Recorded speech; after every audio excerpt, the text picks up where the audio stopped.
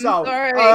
YouTube's up and running. So, ladies and gentlemen, welcome to Stories from the Smoke Room. Yay! God, It's a party! yay! We've had a few technical issues. Who knows what's going to happen? But then you could say that anyway, couldn't you? Death. Death is definitely going to happen. Right. Taxes. If you haven't joined us before, we tell stories. That's basically what goes on. We've got an order which was decided by the rolling of Adam's dice. That is not a euphemism. It is now. And we'll just go through very quickly. The order we've got is Steph, you're starting. So what's your story going to be about tonight, Steph? That's all we know. That's all we need to know. That's all we need to know. Makes me out to be a terrible person, and it is how far I am willing to go to commit to a lie. Oh, okay. Okay, this is brilliant. Well, this is going to be a theme. And then, after Steph, we've got Mikey, and boy God, are we looking forward to this. What's your story about, Mike? Do you remember when we took that week sabbatical because Steph went to Bournemouth, and then the week after that was longer than anticipated? This story is the reason why we took that. We are so excited. Because We've been waiting for this story for weeks now. We don't know this. We've deliberately stopped you from telling us, Mike. Well, I've not wanted to tell you because, even I've always known that this is a story. Put it that way. Literally everyone I've told have just gone, well, at least you'll have something to talk about in your podcast. Oh no, I'm excited. I am thoroughly excited. After Mike, we've got Hannah. If our internet survives. Oh, my internet's gone. Oh no! No! My internet's gone. I think I'm streaming out, but I'm not receiving anyone's coming in. So, no!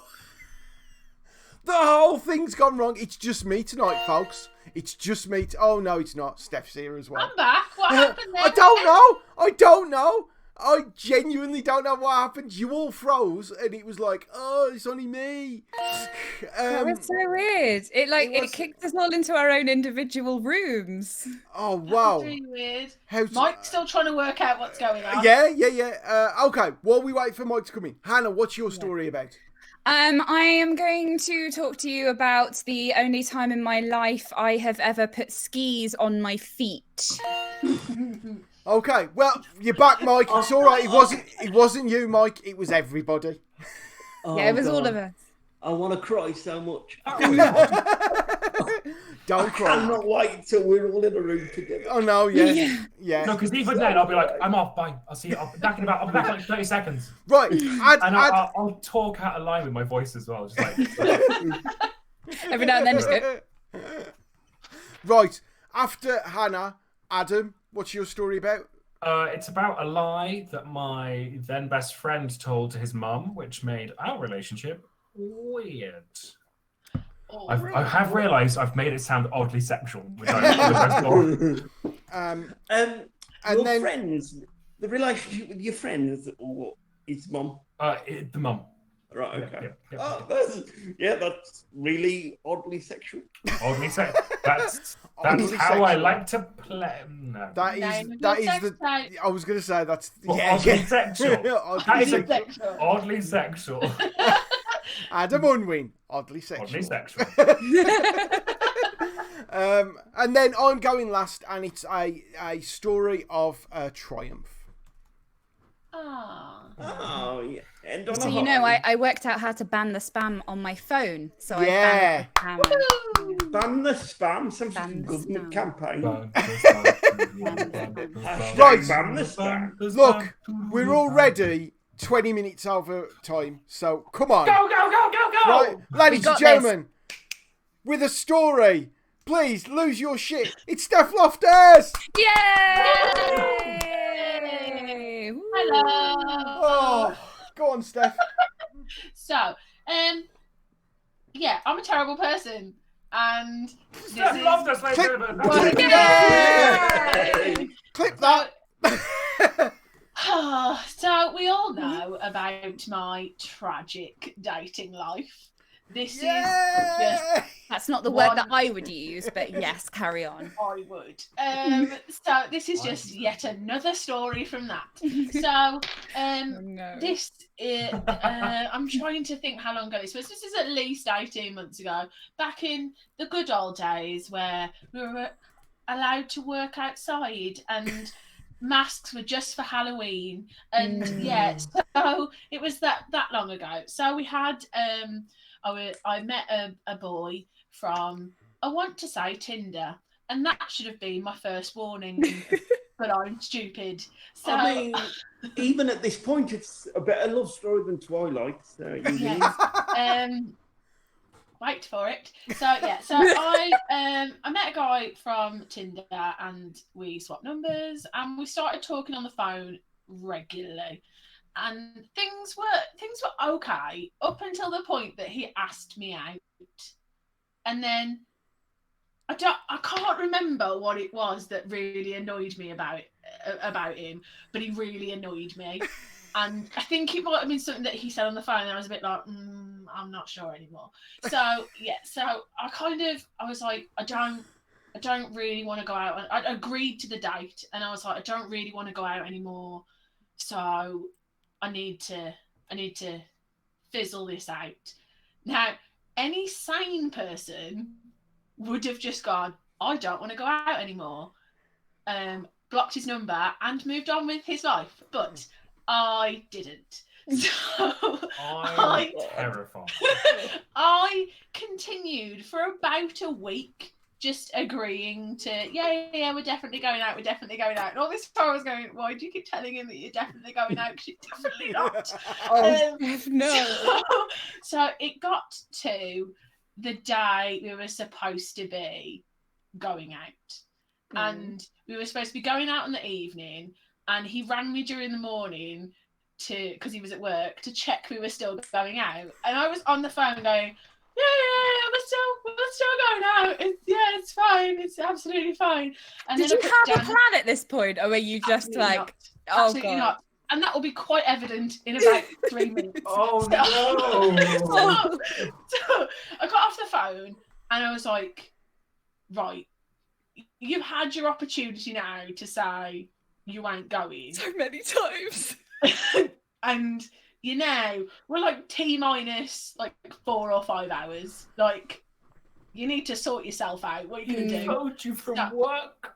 Yeah, you found me from work. If you're watching, Stephen, I'm really sorry. So I decided that the best thing to do.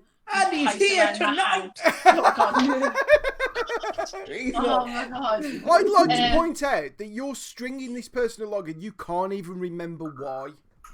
No, he definitely said something that not annoyed me. Like, you know, when someone, I think it was a political view, and I went, Oh Yeah. yeah, it's when I know what you we're not mean. going to be able to get past this. Yeah, if Like- like he said something like, you know, I can't trust Quite the Jews. enjoy kicking and you babies. go, And I was like, what? It's like red yeah, flag. yeah. Yeah, we had two very differing ends of the spectrum,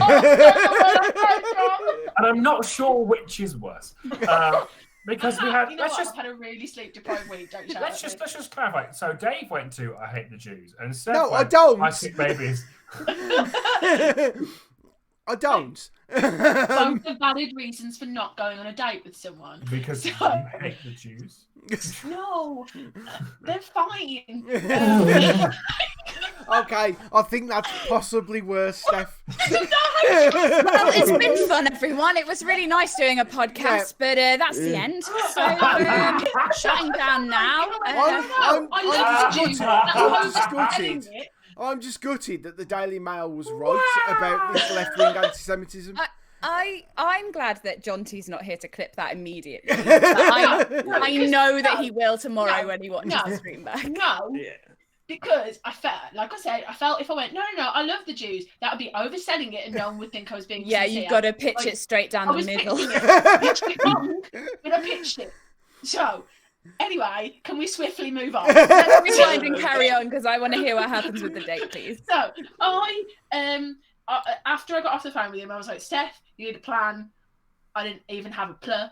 And so I paced around my house for a good hour and a half. And I was like, come on. Like, you've either got to put on your big girl pants and just tell him, or you've got to do something. And so my brain went, do something. So Yeah, no pants for you. So honestly, I could have solved this so easily by just going, I don't think we should see each other. I'm really sorry to mess you about. Fine. I could have solved it, but It's instead, like one sentence. my brain went, no, weave the web. Weave the web now. Weave it as intricately as possible. So I think we might be soulmates. Carry on. it got to about 4:30 in the afternoon. We were supposed to be meeting at 7. So I was like, okay, you got to bite the bullet. You got to do it. So I just texted him going, I'm really sorry. I can't make tonight. And thought that would do. Mm. Of course it didn't, because No. any sane person would go, oh no, why not? What's and that's wrong? exactly what he did. Yeah. Yeah. So I need So can I just point out, at this moment in time, you have spent hours trying to come up with a solution to a date that was probably going to last 2 hours tops. I mean, you could have just gone on the date and bit the bullet, but no, you've wasted all this emotional energy. So yeah, okay, so Stephen. And believe me, Stephen, at this present moment in time, you're the hero in this story. very much remains that way. Stephen has sent you the text saying, oh no, because he's genuinely looking forward to this, Steph. Oh no, what's wrong? He's genuinely looking forward to it. Can I play Stephen? Hang on a minute. Yeah, Adam, play Stephen. Before you play Stephen, No. what I need to say is, No, go with it. when presented with the need, I'm not going to say opportunity. I don't take opportunities to lie. When I'm presented with a moment where I could tell the truth and look like a dick, or lie my Oh no. No. way out of it, Oh, or whether she's frozen. back. Yeah. Sorry. You- So when presented with the two choices, I either go, my drama skills kick in, I lie convincingly, everything goes swimmingly, I disappear off into the sunset, never to return again, or I clutch at straws and Oh, can I guess which one this was? Oh god, please not straws. Okay. So, He said, it's all right, Mum. She is great. It's gonna be an amazing Why day. is he talking Yeah. to his mum? Because that's all he has. Oh, God. that is all he has. I found her this morning, and she said she is ready. Oh, I'm pulling out all the moves. I've even put what on. voice are you doing? I don't That's know. definitely a voice I know. It's a little bit James A. Caster. It scares That's me. it. That's it. Yeah. I'm doing it, and I am fully prepared. I also, Get the posh China yeah. out, Mom. You're meeting the in-laws. Stephen, I think she's ill. Stephen, Oh. have you also told your grandmother about this? I've told her. Well, I say I've spoken to her. I've spoken to the ashes, and that's how I Oh got to god. there. So I've chatted to the urn. It was lovely. The urn you're keeping in your bedroom You know, next to Dad's. next to Dad's. Oh god. So I am fully ready. I am ready to commit. Yeah. Oh my god, a text. I hope she's alright. Shit a brick, she's dying. What's funny is on my screen, Adam is looking directly at Oh, she's dying. So that's go what on, go on, we're Steph. Just workshopping this. I think that's Go, what it's yeah, about. go on, Steph. I can't. What was your excuse, Steph? Go Come on, So, tell the He circle. texted me going, "Oh no, what's happened?" And I said, "Oh my god, all of the electric has gone off in my house." Steph, no! That's easily provable. Can I? Okay, I'll be. It gets so much worse. You know, my Okay. Stephen can drive. Carry on. I'm so excited. So he rang me straight away, Of course. and I've got to make sure you- that she is fine because Yes. a freezer. and it's just the worst when it Is goes that- off. So Is that a TV in the background? You're there trying to switch off the fridge and you can't hear it humming. So he rang me. He was like, "Oh my god, babes, what's happening?" He called me babes as well. Oh, I okay, I hate him. Yeah, I hate him there. He was like, "Oh my god, babes, what's happening?" And I was like, "Yeah, all the electrics just suddenly got off in my house. I don't know what to do. I've only just got my house alarm to turn off." So I built up a story in my head. So, Please. and Please tell me so his job he was like, electrician. Please. "What are you gonna do? What are you gonna do? What have you just said, Adam?" Please tell me. No, just carry on. I don't care. Go on. Just No, please. he's not an electrician. It's fine. Yeah, he's like- like, I'll come fix it for you. Oh god. There's me ripping plugs out of the wall, just throwing at me like damage. Smashing fuses. Ah. So I was like, "Yeah, don't worry about it. My dad's on his way." He went, "Is your dad an electrician?" I went, "No, he's a plumber, but he's bringing a friend." Hang on, 1 minute. Did you? It tells me that you've gone. You're not coming because I'm filming a porno. I've got some trouble with my pipe. Can I just say that there's a writing exercise that's quite popular called "Make It Worse." At each step, you make the situation worse. This is The like game is loosely way based on my beyond life, I'll be honest. that. So, So Okay, he go was on. like, it got so much worse. Oh my god. He was like, "Oh my god, I can't believe it's happened." And I was like, "Yeah, I don't know what to do. I'm just a little bit frightened that like all of my electric's gone off." And he was like, "You haven't opened the fridge, have you?" And I was like, "Oh, this sounds like a technical question. I feel like, what would I have done in this situation? I'd have probably have opened the fridge." So I went, "Yeah, I have." And he was like, "Oh, that's the worst thing you could have done, because now you've like adjusted the temperature, so things are going to start to heat up." And I was like, "Oh my god, you're so knowledgeable about this. Why did I pick this lie?" So I was like, "Yeah, oh man, I've opened the fridge and the freezer because I didn't think clearly." And he was like, "Yeah," like I went, "Oh, well, I might ring my dad and ask him to bring my mom down so she can take all the stuff out of my fridge and my freezer." Like, honest, where was I going with this? And I was like, "Anyway, I'm gonna have to go because like my dad might be here soon." But he carried on talking to me, so I opened my own front door and rang my own doorbell. Now just remember, this could have been solved by one sentence. You could literally have said, "Oh no, I've just been sick. I must have eaten something. Sorry." I know. The end. Or just have gone, I'm really sorry. I'm just not feeling it. That's not how people like us work, Adam. I Okay. know. Sometimes I lie awake at night and I think about this and go, what were you doing? So I rang, Wait, but then did you have to be like, "Hello, darling, it's me. It's me. I have returned from Here's destroying a my mafia. friend. Here's my friend Steve. He's an electrician. Hello, it's me, Steve. I didn't, I can honestly say I didn't go that far. Your mother's in the car. It's your frozen chips. Rum, rum, rum, rum, rum, rum, rum, rum. I'm so ashamed of myself. You So, should be, to be fair. You should be. I'm proud of you. And wait, there's more.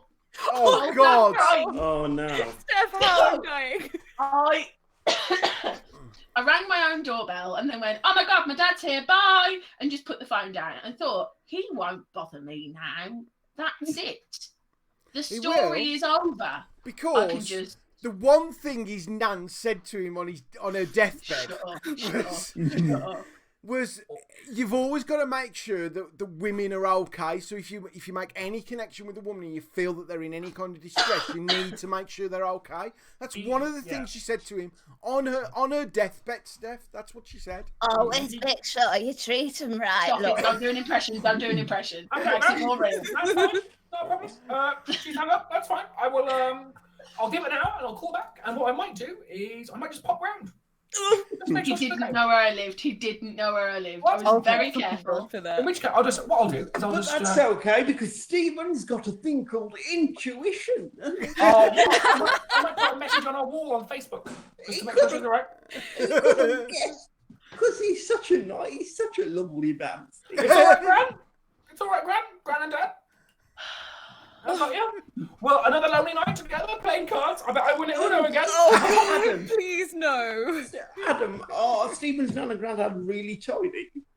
They're in urns. Oh, right, okay, yeah.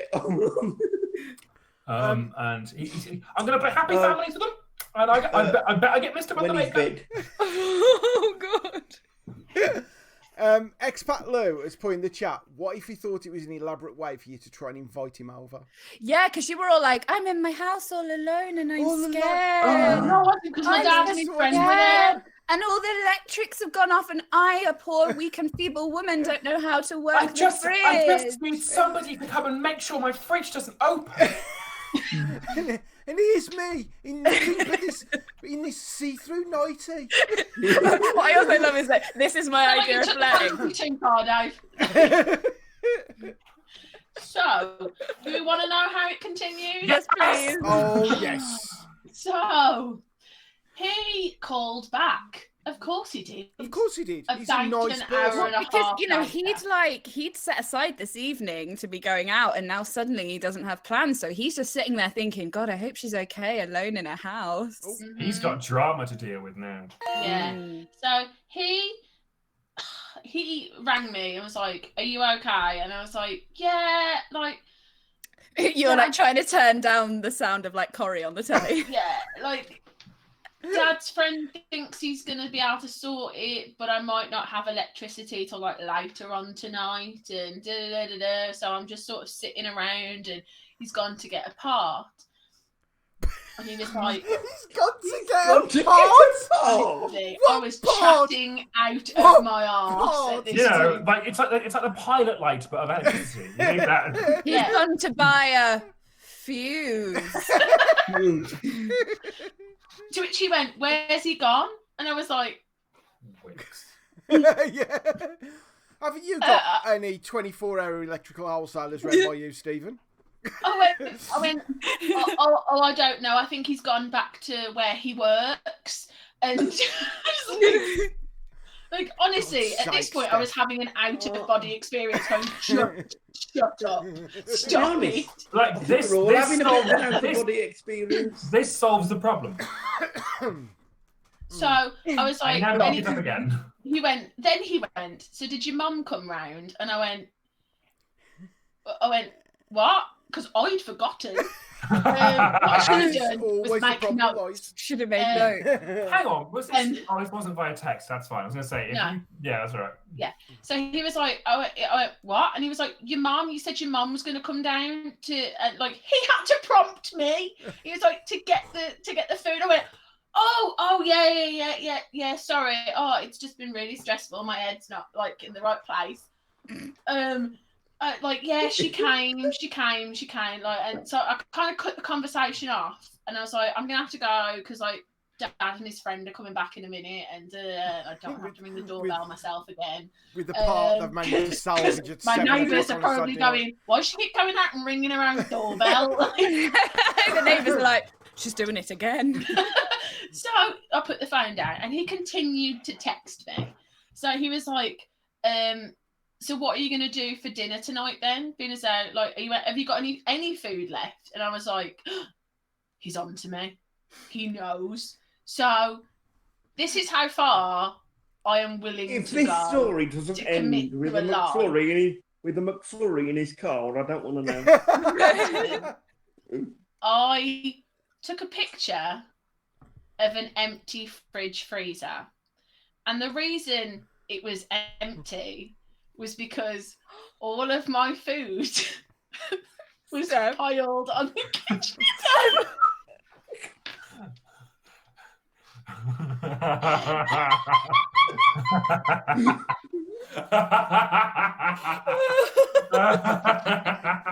Did, right.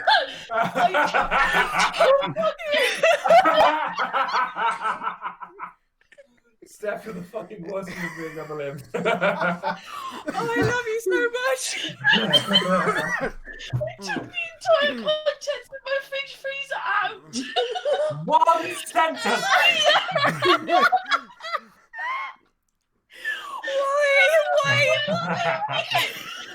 Shut my I'm kitchen gonna door. no, I'm gonna say it, Steph. I think you had a lucky escape. I'm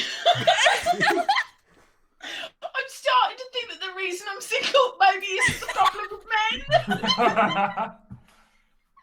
Maybe the problem is a little bit closer to home. Yeah, Expat Lewis made the point that was going through my head. Did you remember to turn the freezer off, or was there like a power light on and you didn't realise? Oh, I didn't realise. So you sent a picture of an empty fridge with the light on. I'll be honest. Until she said that, I went, oh shit. I think by this point, So it was... he would have got that and gone. But was Oh, the she's- light okay. was the light on in your kitchen around the freezer, or was it like you pointing a torch No, at the empty freezer? Because by this point, no, because if you had the energy back up, yeah, you're right. Yeah, there's the Yeah. In my kettle. defence, it was There's in the the summer. kettle. There's the kettle with steam coming out of it. The radio's on in the background in the it's a little thing on the chrome kettle. screen. It's a chrome kettle. You can see The street telly's lights on.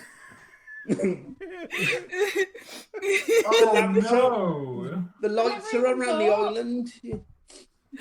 I suppose like your power Your- could have come back on, but your mum had already taken all the food. Like, what was the time frame? Had enough time elapsed? I mean, like by this point, it was after when we were supposed to have met, but it was the summer, so there was still a reasonable amount of light in my kitchen. So if Right. it had said anything, I could have been like, no, it's just really bright. This is daylight.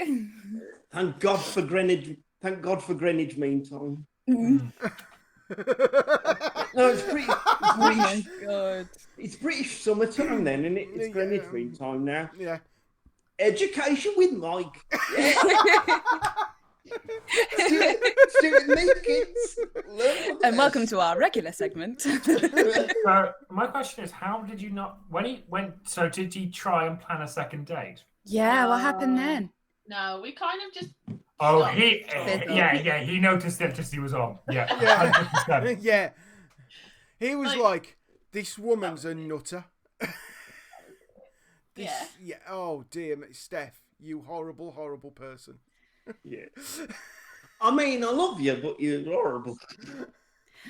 I would be lying if I said I hadn't like sort of done something similar but with less lying. Less commitment. I think if you'd have done it with more lying, that would have been some monumental effort. There was one time where it was like I was supposed to meet up with someone and it was about 7:30 and I was still in my pajamas and I was like, I'm not going. So what was your excuse? I texted him and said, I've got a lot of stuff going on right now. I felt that one. It's the worst that thing I've ever done. It was so bad. I'd been seeing him for like a couple of weeks as well. It wasn't like a one-off thing. That's I'd met along his the lines- parents. That Yeah. one's along the lines of like I'm just not in the right frame of mind. Yeah, I've just like got a lot of And- stuff going And I on just- right I now. feel like I couldn't prioritise my time to you. Properly. Yeah. Like, yeah. Like- but you know, like, what I will say is there was a point where I was emptying my fridge freezer onto the kitchen surface, going, this is foolproof. I thought you were going to No say way. there was a moment where you Not thought, going to believe what am I this. doing? Why am I doing this? But The no, there was a fact- moment where you thought, this is fucking genius. The I'm a fact genius. that the whole way through this, you were like, this is the only logical explanation. But also, you've got to put everything back in quite quickly again because the food will go on. Which is good though, because it means you can properly organise your fridge and freezer. Oh yeah. My freezer has never been so organised since. But Like, all of I know this where everything is the worst. yeah, there is no coming back from this. To be honest, I'm shocked it's taken you this long to remember the story. I mean, we're a year into the podcast. I know. I feel And like this is- I blocked it out. And then when we had that question last week of what's the best excuse you've ever told, I went, oh no. This Oh is like no. God level tier. This is God tier narrative. This is. It is. The only way you can come out of this with any resemblance of respect from any of There's us no way. is if he was a massive anti-Semite. Like I remember him saying something on the phone, and on the phone I went, oh Jesus. And he laughed, but I can't remember what it was. Oh Jesus, I'm gonna string this guy along. The thing is, in the moment, you sort of panic though. Like, I'm with you, Steph. Like, I think it was something that was so like, just I'd be upset about it. That if I kind of went, I'm not okay with what you said, and that's the reason I'm not going to go out with you. Like, he'd have turned it around to me, you're a trivial bitch, and like. So the more and more I thought about it, the more and more I was like, perhaps you are the only person in the world who has been upset by this. And so now you have the option to make up an elaborate lie with photographic evidence you have created yourself, or just admit that you've upset me. Like, and I went with elaborate lie and photographic evidence I've created myself. And to this day, I've never been so ashamed and proud of myself in my entire life. I'm proud of you for the commitment to the bit. Back, I'm going, you really went to town on this, Steph. Like, I prop clicks. Like, well done. I don't think I've put any effort into my entire life. You have put more effort into getting out of that relationship than you ever have getting into one. Exactly. Oh no. Like, Wow. what does that say? That's rhetorical. Do not answer. But like, yeah. Steph Loftus, ladies and gentlemen. Wow. Sorry, world. Yeah, that's. And to Now, all people who are considering dating me, I understand why you're mind changed. just so you know, Wow. we've got like a group chat, and Steph very often sends us messages that you've received on these internet dating sites from what appear to be really, really horrible men. But I've got to be honest, my attitude to them has completely changed. Hey, the one the other day was weird. Oh yeah, you have had Yeah, that some was weird weird. ones. Yeah. Happy birthday. It's not my birthday. It will be one day. He's read that. He's seen that on Reddit and gone, I can pull that off. Yeah. According to his band, he can pull a lot of things off. Oh, his band was fucking shit. They Oh were no, terrible, that weren't was they? the band one. Yeah. That is, for obviously people watching this don't know, but he had a band and he tried to show off to Steph that he had a band, and the band were fucking awful. Yeah. It was like someone had played late I had a 70s band. Goblin in reverse. It was just... Yeah. I had a band once with elastic. Whoa. Hey! Moving swiftly Oh, on. I'm I sorry. don't know either. This is why we're here this week, ladies and gentlemen. Mikey, come on! So, I'm telling you this story because we're all friends and we've been through way too much together for me not to. So, Like Nam. yeah. This story takes place on Halloween, which actually is quite apt considering what followed. I wake up on the Friday morning and there's a bit of a pain in the fella, as 'twere, which in itself, like, is less of an issue because when you're as tense as I am in muscles, you're forever knocking them. This time was slightly different because it's a pain I've never ever felt.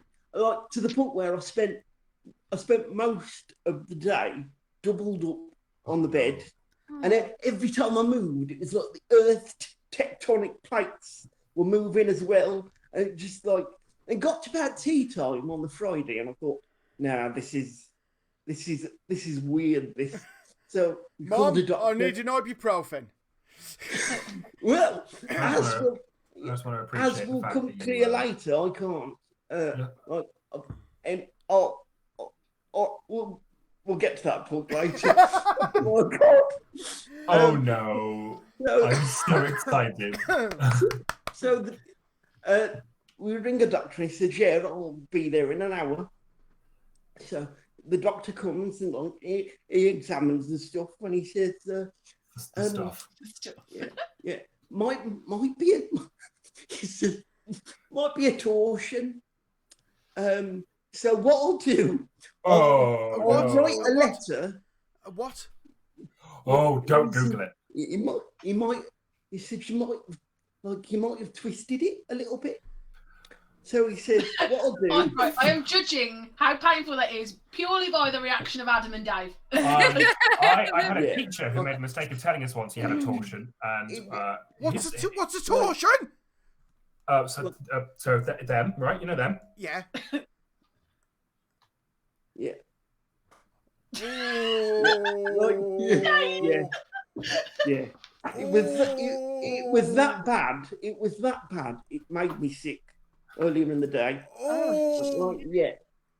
And but it might be a torsion. He said, so what I'll do, if like I suggest, go to A&E. I'll write you a letter and suggest that you skip A&E and just go straight for a scan. Yeah. Like at this point, Yeah. I'll be. Yeah. What's wrong with you?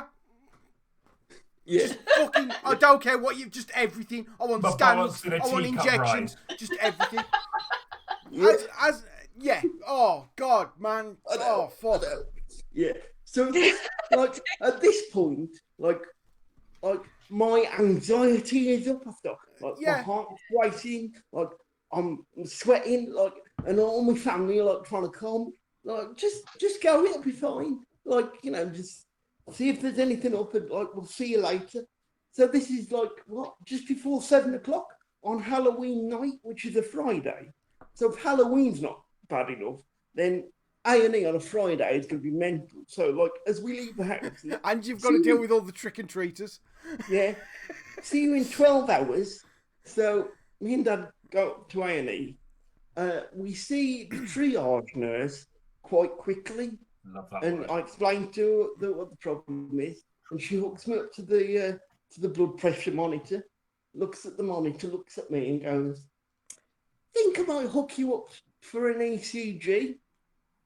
So like, and at this point, I'm like, what? I thought I'd be back for the Wolves game. This is absolutely not how I wanted to spend a Friday night. So we're shown to this sort of cubicle room where I'm told to lie down on this bed. We wait there for over an hour, like lying down. And at this point, Dad's got the Wolves game on his phone. So, Priorities. yeah, the two of us are sat in this tiny cubicle. You'll be all right, Michael. Watching the Wolves game. And I just remember this bit. A woman comes up, an A&E nurse comes up to us and goes, "Were you the ones that needed the boot?" And we're like, "No." She goes, "Oh," and walks off.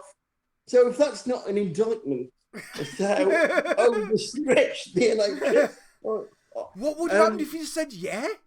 I have no idea. God. Where were they going to put it? It's a new So technique from France. Just kick it, and it sort of spins it back. So eventually, this is probably about 9:30, so we've been waiting there, 9:30, 10, so we've been waiting there a good 3.5 hours ish. The doctor comes in and like looks at me again, and he says, and by this point, like the pain has diminished to what it was, to almost sort of negligible level. So I'm not too concerned in relation to what I was. Oh, and the ECG has come back fine, so there's no problems on that point of view. Yeah. But So this doctor is examining me and says, I don't think it's a torsion, because if it was, like, you'd be excruciating, like, the pain would be excruciating. But to be on the safe side, I want a second opinion. So we're waiting there again. You get to the point, don't you, when there's problems with the tackle, you get to this point where is it painful enough that I can have an army of medical professionals staring at my disappointing genitals, or is it bearable enough that I'll just save myself the embarrassment and go home? That's Honestly, there was a flash in Mike's face then, and speak for yourself. definitely speak for that. Whenever things like that have happened to me, there's always a kind of, am I in enough pain for a complete stranger to stand there going, Yeah. But I could tell you, Dave, at one point, I was, you get to a point where it's like, at this point, like, as long as I'm seeing, then, like whoever wants, like, raise your hand. Come on down. Exactly anyone want to have a look? Anyone? Call them in from the waiting room. You've got their medical It's qualifications. a bit like that, like when What's wrong with that? Like when you have a baby, it's a bit like that. It's like, oh, so and so's like the medical student. Can they come and have a look? And it, like you're just like, well, yeah, let them in. Why not? Fucking get your head up there. So like a good sort of 2.5 hours go by. So this is like 11:30 to midnight, and then A&E nurse comes in and says, right, we're going to get you off to a urology ward. And immediately I'm like, what? And obviously there's been some sort of mislaid communication that we've not been told. The doctors are treating it as a suspected torsion. Right. So we like, and again, like my head and like anxiety is up totally. And we're shown, you know, that bit in A&E where there's like there's a corridor and it's just cubicles. Yep. Like we're shown to one of those, and like I'm lying down on this bed again, and after a little while, a surgeon comes from his house. He's come from home for me. And like I would right. at this point I would be shitting bricks. I know, quite right? difficult to do. And like When you got a torsion, yeah. but like Just me in and general, they're a lot bigger than the anus. like me and Dad are still really pushing for a scan, regardless of what the issue. Because obviously you want to know if something. So I'm lying on this bed, and he says, the surgeon says, well, there's not actually a scan to do to find out if there's anything wrong. So the best course of action is to operate. And my dad just nonchalantly goes, oh, so we'll get an appointment through then. And it's like, well, if it is a torsion, that's quite serious because it can cut off a blood supply. So we get you in tonight. So next thing, I'm signing these declarations to say they can operate on me. And it's like, what? This is not like I wanted to be home and watch Wolves win. On what to date is our best performance of the season. Typical. As I say, in my mind, your dad is my dad, so he's currently sitting next to you in the bed on like season 4 of some series on Netflix going, it's all right, Michael. Everything's fine. Don't worry about it. That's later on. So I'm signing these sort of declarations so I can have this operation, and then like as soon as that happens, like, get given one of those gowns, and then people come at you and like ask you all these questions to do with like you and your health and the operation, and they're like, any problems? You know, are you allergic to anything? No. Any problems with anaesthetic before? I'm like, no. At this point, I'm wishing someone had just said, would you just like 10 minutes? Yeah. Just want to catch your breath a second. Would you like maybe to go outside and get some air? Because like everyone's wearing masks and it's like we're not in normal times. So you're quite oppressive. It's like really mad. And this is probably about 3 o'clock in the morning. Oh my God. So it's like we've been waiting, and I'm on no sleep either. So it's like I'm sort of like really worried, but also proper wired because it's Saturday night in A&E, and there's a couple of beds along. There's a drunk man just shouting, "Nurse, nurse!" and there's some angry police officers trying to pacify him. And I love police in A&E. Yeah, it's a bit mad. So eventually, these porters come along and take us to a ward, and my dad, thank goodness for access needs, is allowed to come up to the ward because, like, after sort of like asking a lot of people, they allowed because obviously, like with COVID, like so frees for nurse, so you know, and it's like we're waiting there for a couple of hours. So I try and first of all, we got onto the ward, and the nurses came up and were like, "I'm just going to take your MRSA swab." And my dad really nonchalantly again just goes, "You're doing the COVID test?" And they're like, "Oh no, he would have had one of those done in A&E." And me and Dad are like, "Nobody mentioned COVID test in A&E." Like, "Oh really? We're not supposed to admit anyone to a ward before they've had it." So 10 minutes later, these two nurses turn up like in full PPE, and I just like sort of sidestep the main narrative to like. There's a subsection to this story that's just entitled "The COVID Test." If this is ever turned into a one-person show, this would be the musical interlude. A montage. Yeah, and they're just like, "So, will you need a sick bucket?" I'm like, "Yeah, probably, just to be on the safe side." So now, like, so I'm sick over these nurses. God! Like, you've never seen two people move out the way, so it is like horrendous. And since COVID has been a thing, I've been like worried about the stick down your throat bit because that obviously seems the most invasive. Yeah. Steph, I know you've had this done, but Yeah, it's vile. it's really not the most invasive part, is it? Because the nose, they sort of laid me back and said, the nose bit. "Oh, well, it's like they go up your nose and round several corners." It's like, I had the girl from The Grudge. I was making like those involuntary noises. I have no idea where they came from.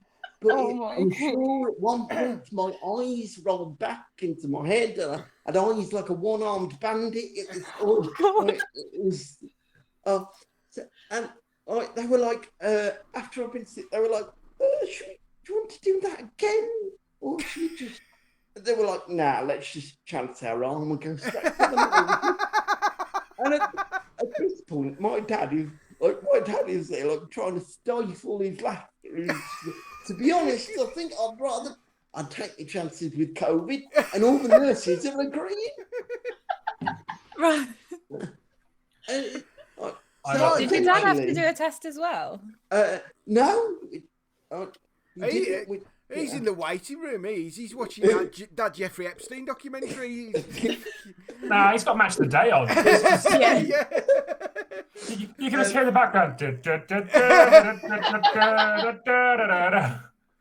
So eventually, they sort of leave us alone for a couple of hours. So this must have been about 5 a.m. or something. Yeah, this is like a good coming up towards 11, 12 hours. Yeah. So like they leave us alone for a bit, and at about 5:45 on the Saturday morning, some people from the surgery come and take me down to theatre, and like, you know, there's that thing where you like say goodbye to whoever you're with, and it's like all quite humorous, but like quite sort of strange as well, because like bear in mind, none of this was supposed to happen. Like this wasn't planned. And now I've been under anaesthetic 3 times in my life that I can remember. And what's happened previously is that I've always been put to sleep in the anaesthetist room and wheeled through into the operating theatre while I'm out. The But standard. this time around, so what was that? Sorry. That's like that's standard. Yeah, that's what happens. yeah. Yeah. This time around, that didn't happen. So I was transferred from the bed, but with one of those big board things that they use, from the bed to the operating table while I'm out. Now, I don't know if you are aware of operating tables, but they're not the widest things. So immediately, my good old friend cerebral palsy kicks in and goes, "Oh my God, Mike, you're gonna fall."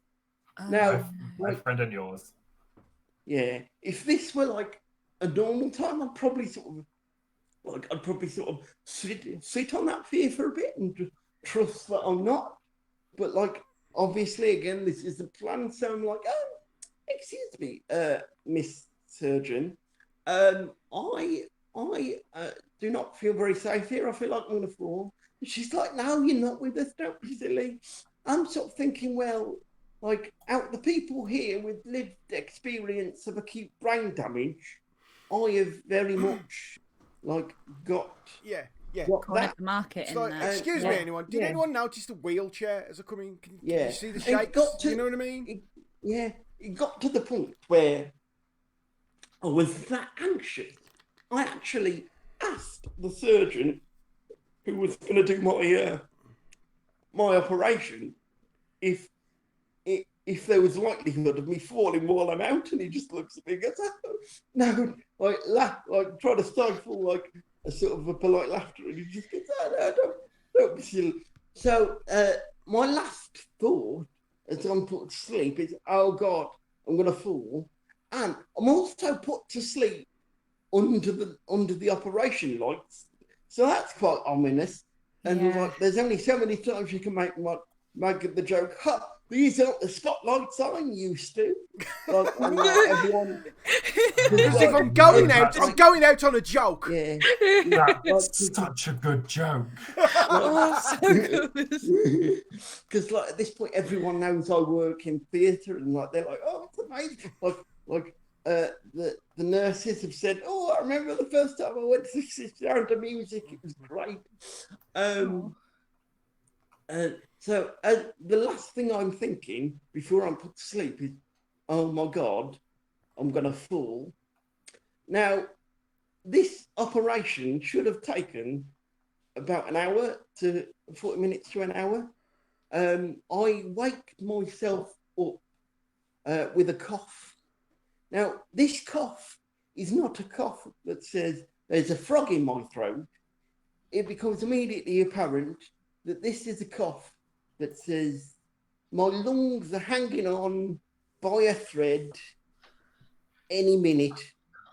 I could see the clock, and the clock just says 9:30 a.m. So and I'll wake up I'm still in theatre, so I've not been taken through to recovery yet.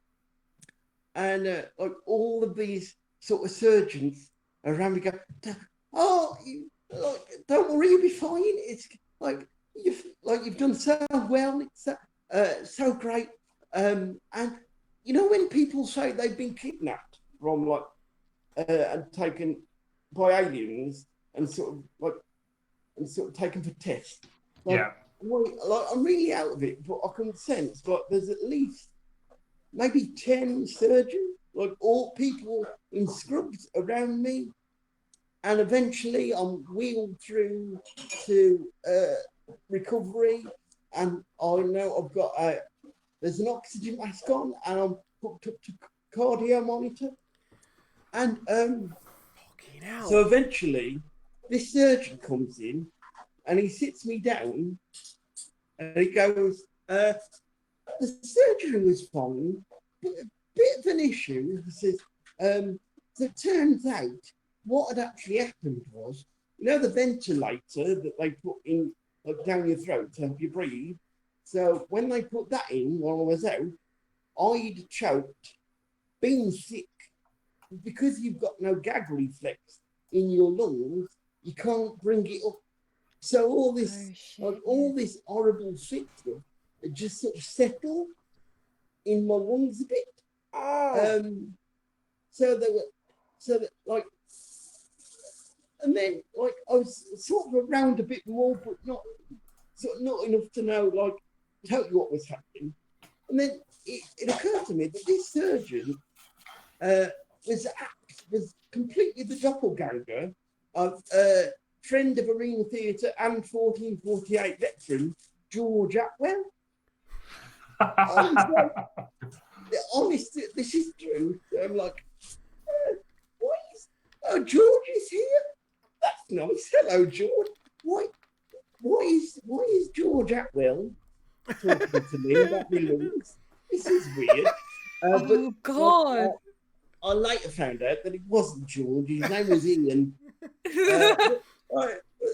Thanks, Ian. And then next thing I'm aware of is that this surgeon and this nurse come and they sort of sit down with me, and they've got like prints out that they've printed out from like off the computer. And this surgeon starts going, right, we'll give him 500 milligrams of that for 3 days, 400 milligrams of that for 2.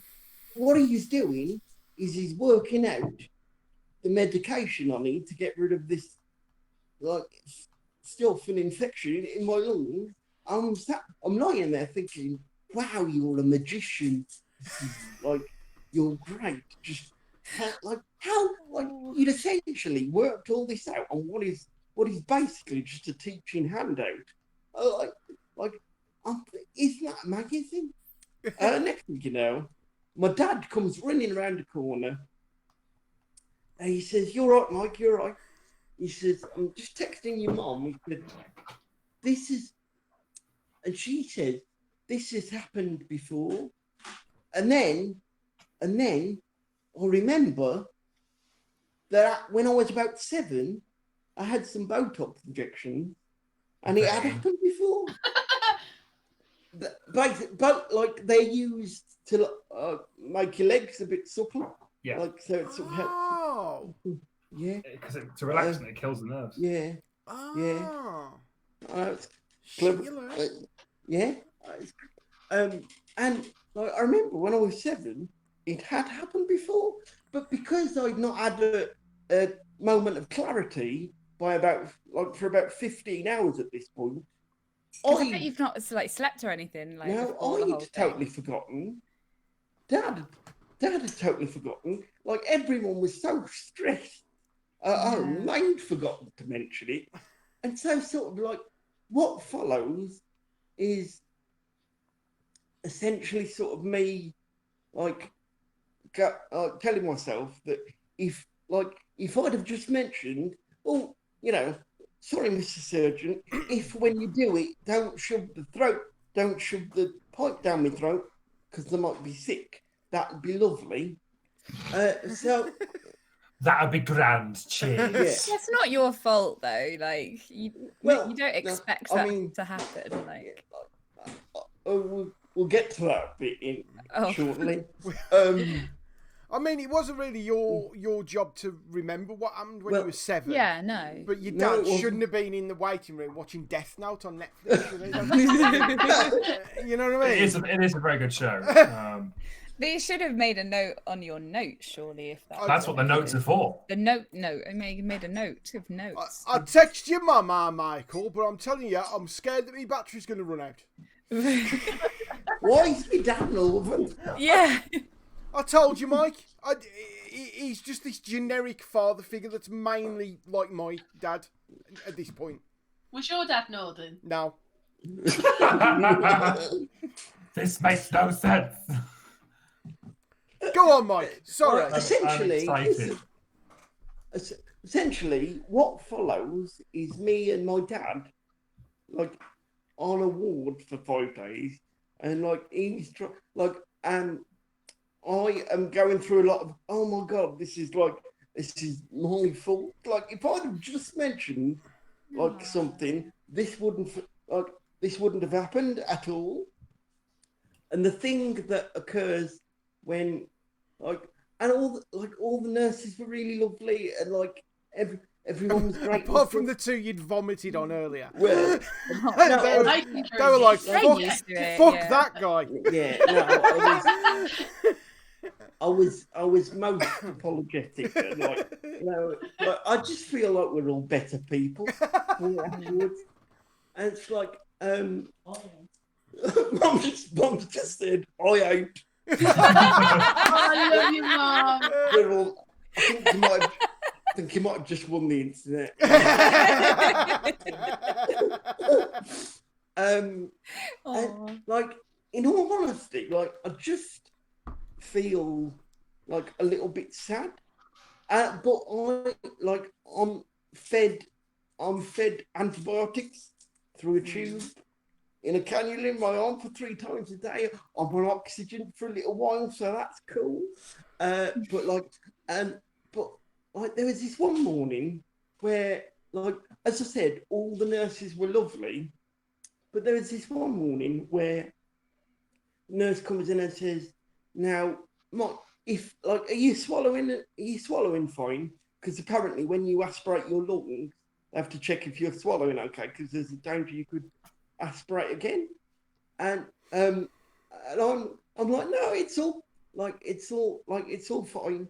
And then she says to my dad, if you stop swallowing, you mustn't try. Oh, let's try another bit of something. Like, you must stop and we'll do a test.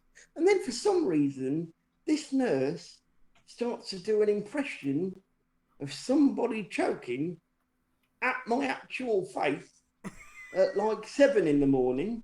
before I've had breakfast. So, and it's like, why do that? She said during theatre she wants a job.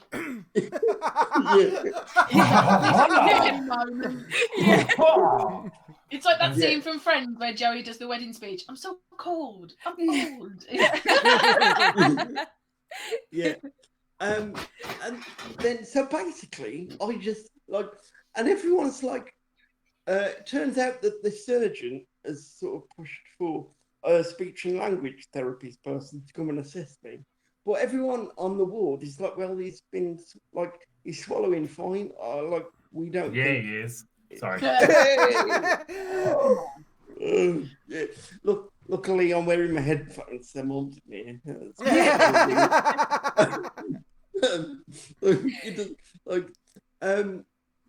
so, that's just a bit.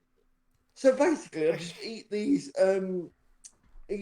sort of cornflakes, and it's like, because it's like my anxiety is up because I don't want to choke, because I don't and if I'm stressing, then I might choke. But I eat these fine, and there's no problems. And then a doctor comes in and says, "Right, you're fine. You're not running temperatures anymore. We're gonna we're gonna swap your antibiotics too, already now. Now I can't take tablets." Come on. Quiet class. And immediately, we were both like Mike can't take tablets very well. So what they say is, well, we can give it you in syrup form, like they give the kids, which is not it's lovely banana, but it's still mainly horrible sort of antibiotic. So I'm I've got this drink tablet 3 times a day, and it's I have it I have to have it quite late at night, but I'm desperately trying to not make everyone hear that Mike's taking antibiotics again. So that's a bit.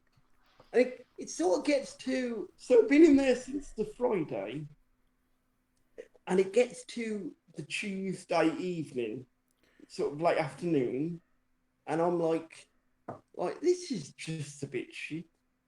I'm counting tiles on the ceiling, and I'm like, oh, it's just no. Oh, and because you're not allowed fans in the ward either, the only ventilation that we've got is a window that's open about a foot, like one of those ones that you pull up that doesn't open halfway through, and like there's no air, and like they've given me some of those really lovely compression socks, so like I am fit, like there's no question that I'm getting married. I can tell it without a doubt. Oh, I love a man in compression. What's concerning myself for that, Mike, is I know for a fact that the NHS have got a very good internet link now, which is free. So why didn't you just come on and do the fucking podcast, you lazy bastard? In fact, it probably would have been better than the internet link you've got at home. There is that. What I've actually also failed to mention is that I was also battling some really odd anxiety-induced brain fog. Like, have you ever... You know, hospitals tend to do that to you, don't they? Bearing in mind you've gone through the pain you've gone through in the area you've gone through it. You've vomited on most of the staff at the hospital. You've vomited on yourself. You don't get proper sleep when you're in hospital either, do you? Because there's people bothering you for stuff, and it's loud, and and they keep waking you up to they wake you up to give you stuff, sleeping and you're like, tablets. no, let me be. Wake you up to give you a sleeping tablet. What the fuck are you doing? I'm asleep. But some of them love the NHS, right? Without question. But some of them will just come in and be like, when you ask how your temperature is doing, they don't immediately give you a response. So if you're riddled with anxiety, it's like that 2 seconds is like 2 years. Yeah. And it's like, bit of a temperature, like 36.8, and it's that's not the temperature, is it? It's like in my head, I'm going to die, aren't I? This is the end. But it's like, Mike, like it's water off a duck's back to me, Dad. He'll just take it all in his stride, and he's like, Mike, don't be daft. Come on, just get it. At one point, the brain fog is so weird because at one point the phlebotomist comes in to take bloods, and I'm like, after this happens, doctor, will I be able to move my arm? Now, Mike, under usual circumstances, knows that, of course, you'll be able to move your arm. And the doctor's like, oh yeah, it's just like having an injection. We don't go into a nerve. I'm thinking, of course, you fucking don't. Telling your head that is a different. Absolutely. So, it's the Tuesday afternoon. I've been in there since Friday, and I'm telling a friend of mine how I just don't feel great, and I just feel like it's all a bit too much, and I'm pretty emotional, and she's like, "You're right." I was like, "Yeah, I'm a bit tired, so I might fall asleep." And she's like, no, don't fall to sleep. Don't fall to sleep. I need you to keep me company. And in the next hour, suddenly, my Facebook Messenger starts to go bananas. And this is the value of friends, by the way, before I continue this next bit of the story. Basically, what had happened was Hayley had got people together and got them to send me get well soon videos, and just get well soon messages.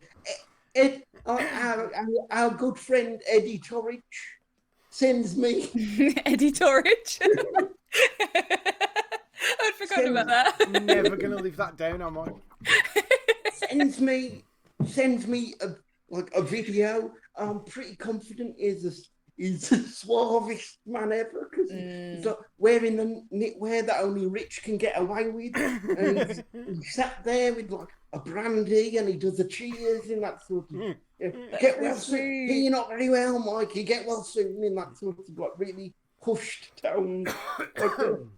Like I'm thinking, might be the drugs, but I sort of fancy Rich a bit. That's not the drugs, mate. No, it's not. Standard. It's just Rich. Yeah. And I've purposefully left these two till last because they're here. So Hannah Platt sends me a message and she's just going, "You're not very well, Mike. So in your honour, what I'm going to do is I'm going to have some chicken nuggets and this very small carrot and just hold up the and then Adam sends me a message, like he sings at me, like the Kaiser Chief song. I can't remember which one, but it's got me like he's replaced the actual words to be named. And it's just a really nice 10 minutes to just sort of like realise there is other stuff going on outside. I mean, it sounds lame, but like there's other stuff going on outside this hospital ward. And it's also another sort of crap thing about it's one of those hospital tricks where like every morning I'll start off with this like a consultant coming around going, "Oh, tomorrow we'll let you go," and then tomorrow comes and it never quite happens. Yeah, I know. That's the worst thing, isn't it? Yeah, this happened sort of two or three times. So, and eventually, so that was on the Tuesday. Eventually, on the Thursday morning, a man called Phil, with very floppy hair, comes in and says, "Right, we'll get you out of here." And like, and then the surgeon who did the main operation, he's accompanying, but he never does any of the consultancy anymore. Like he'll just sort of skulk in the background offering to turn on lights. So I assume that I've sort of broken the poor man a little bit. It's just like I really hope he's all right. So like he says, "Yeah, we'll get you out, no problem." He turns around and he says, "Actually, before I should go, I should probably like check everything's okay." And what he'd forgotten to do the thing that's like to look at the thing while I was in there at first place. Like, the thing almost became a non-issue because like hacked up a lung. And eventually, I was let out on the Thursday afternoon. Yay. And you know, like when you're in hospital, there's always like no matter where you are, there's always a 30-odd mile walk to get to an entrance. Like, and I tell you, when I had one of those proper surgical masks that like fit around your face so snug. Like they just feel so great. Like it's like I felt when the wind hit you, I felt like Tom Hanks at the end of for a couple of days, like everything is perfect. Like, yeah, I might have my window open. I have no way because I can. And it's like, I just spent all of last week like just eating absolute crap. Just like my neighbours had bought marshmallows as like, a welcome home thing. And I'm not a fan of marshmallows particularly. I mean, I'm a bit indifferent towards it. But by Christ, did I demolish that bag of marshmallows. So basically, yeah, that was the reason I was not in. And I had to have 3 days worth of antibiotics, the syrupy stuff, at home. But what was very clever about that was, like, at one point, I was having it, and my dad had said, "Oh, it's not in there." Like, but it turned out it was he was just trying to prove a point that all this sort of dislike of the antibiotics was in my head. And then from that point on, like, it wasn't that bad. Right. So basically, the moral of this story is brains are fucking amazing bits of. Aren't they just? Did you get a note so that we can properly mark you off? You're just absent that week. Yeah. Without- HR without- has been asking. Without a note, I'm afraid we can't do anything about that kind of sick pay, I'm afraid. It's all right. My hands are tied. My hands are tied by HR. Sorry. Right. Yeah, I can. Is everything all right down south? Yeah, no, it's What all in good. Brighton? Yeah, is that- How's your Brighton pier? I mean, yeah, it's. Did your dad manage to watch all the series he wanted to see on Netflix while he was Tell you waiting what- for you? That's the important thing, Mike. And did Wolves win? Yes. Wolves 1-2 now. Yeah, When it did was they lose? without. When did they lose? Often. Sorry.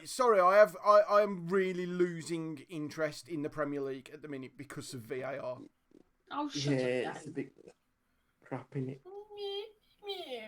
Look at me with my millions of pounds. Ooh, they're making them check the videos. Wrexham are playing fucking Hartlepool tonight.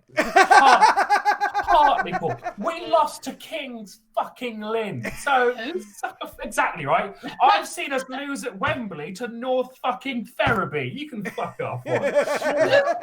Hello. Even we didn't know. Hello They to all our They brought 700 fans to Wembley. We brought 20,000 and we lost. And it was live on BT Sport. It was just do one. Whatever Premiership It'll be different now. It'll be different. You'll have Yeah, Ronaldo. now we'll leave it to Rochdale instead. It'll be great. We'll be losing to a slightly higher caliber of club.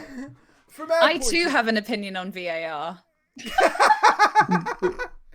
From our point of view, Mike, your beloved sister sent, was it Hannah, a message? Or was Yeah. to say that you were in. me.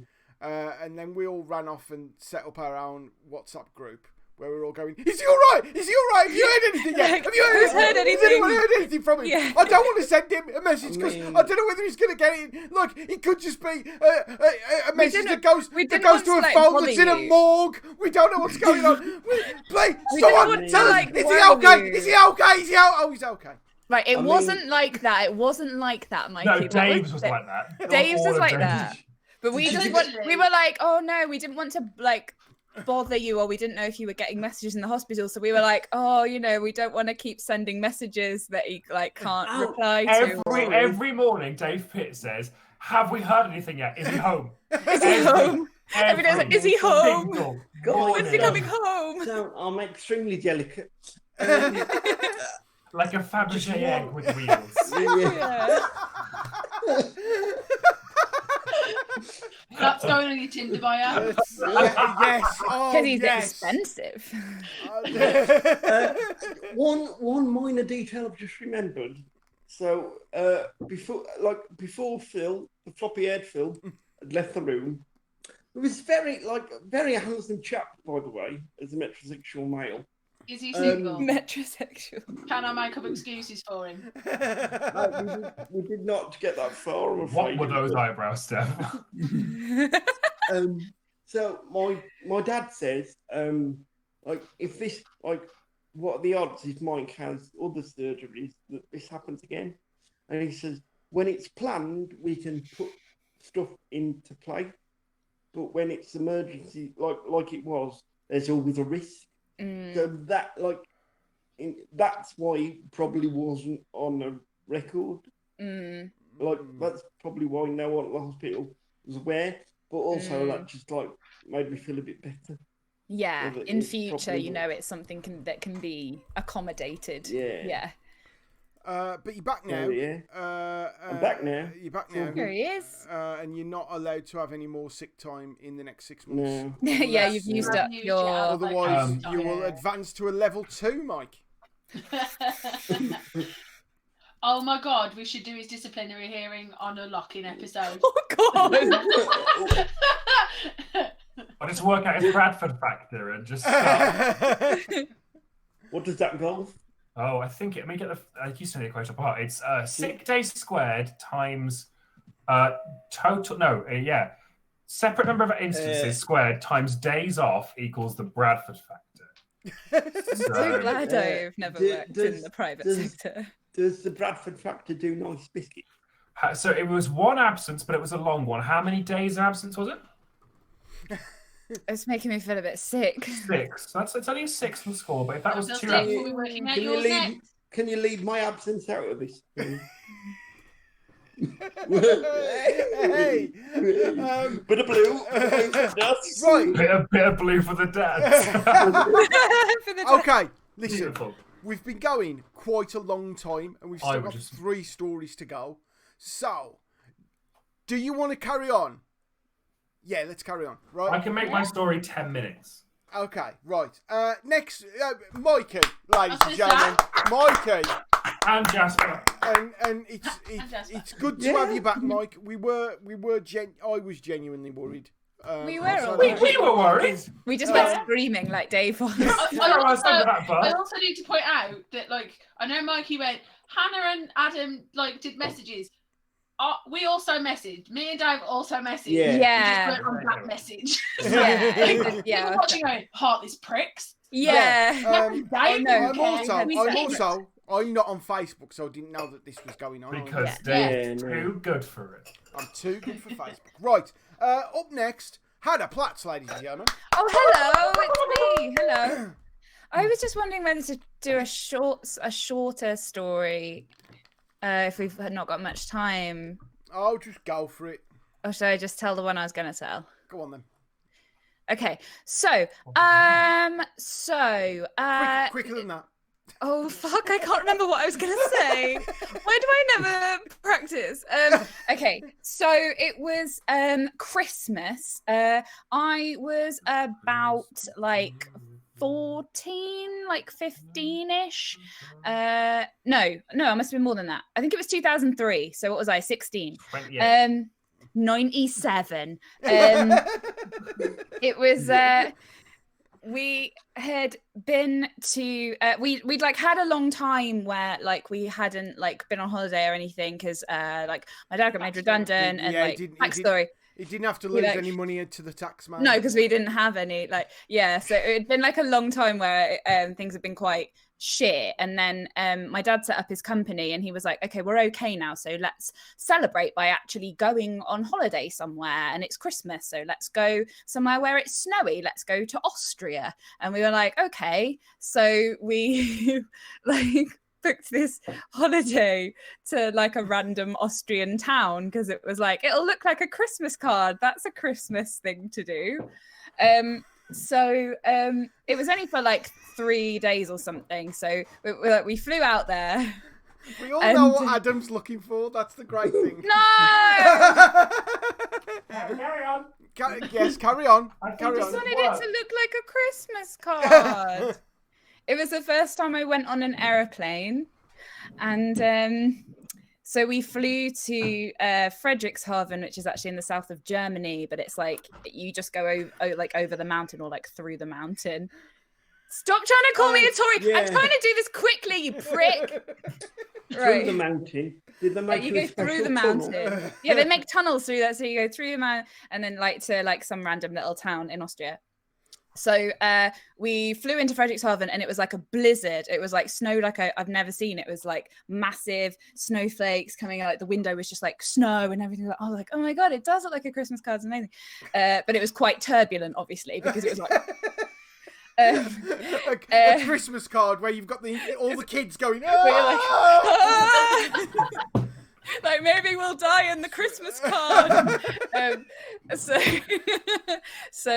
Thanks. Yeah. We landed, and I've never been to Germany before or since, and What, you in Austria a minute ago? no, we flew to Frederikshavn, which is the south of Germany. and then you drive through the mountain. So I wasn't ready for German advertising, which is just like, here's some boobs. And I was like, oh, okay. Like on the thing that to get your baggage off. I was like, that's a naked woman. Sweet. Okay, cool. And then so we went down. We were like, okay, going to hire a car, drive to the place. So my dad went over to the Hertz car thing, got the car. What are you doing with your mouth? The evergreen question. What are you doing? Don't like it. Don't like that. Okay. So can anyone else? I think this is very reliant on you having an internet connection. That I can also. You've been okay for the last hour or so. Just watch Adam. Adam's got Tory in his mouth. Right. Oh, don't say that. I feel dirty now. You did it to yourself, you horrible prick. Right. So got in the hire car, set off down the motorway. It's like, cool, we're in Germany, we're on the Autobahn, this is sweet or whatever. This is We're great. listening to Kraftwerk. Yeah, so I had my Sony Walkman with me, obviously, and I had my 1997. And then my older brother, who hadn't come with us, his girlfriend at the time had made me a mixtape, and it was like the best tape ever. I still think it holds up now. It had like Sisters of Mercy and Bauhaus and like The Cure and Kate Bush and like Mazzy Star and that one good U2 song from Joshua Tree, and like it was really good. And so I've got that on. We're like going down the thing, and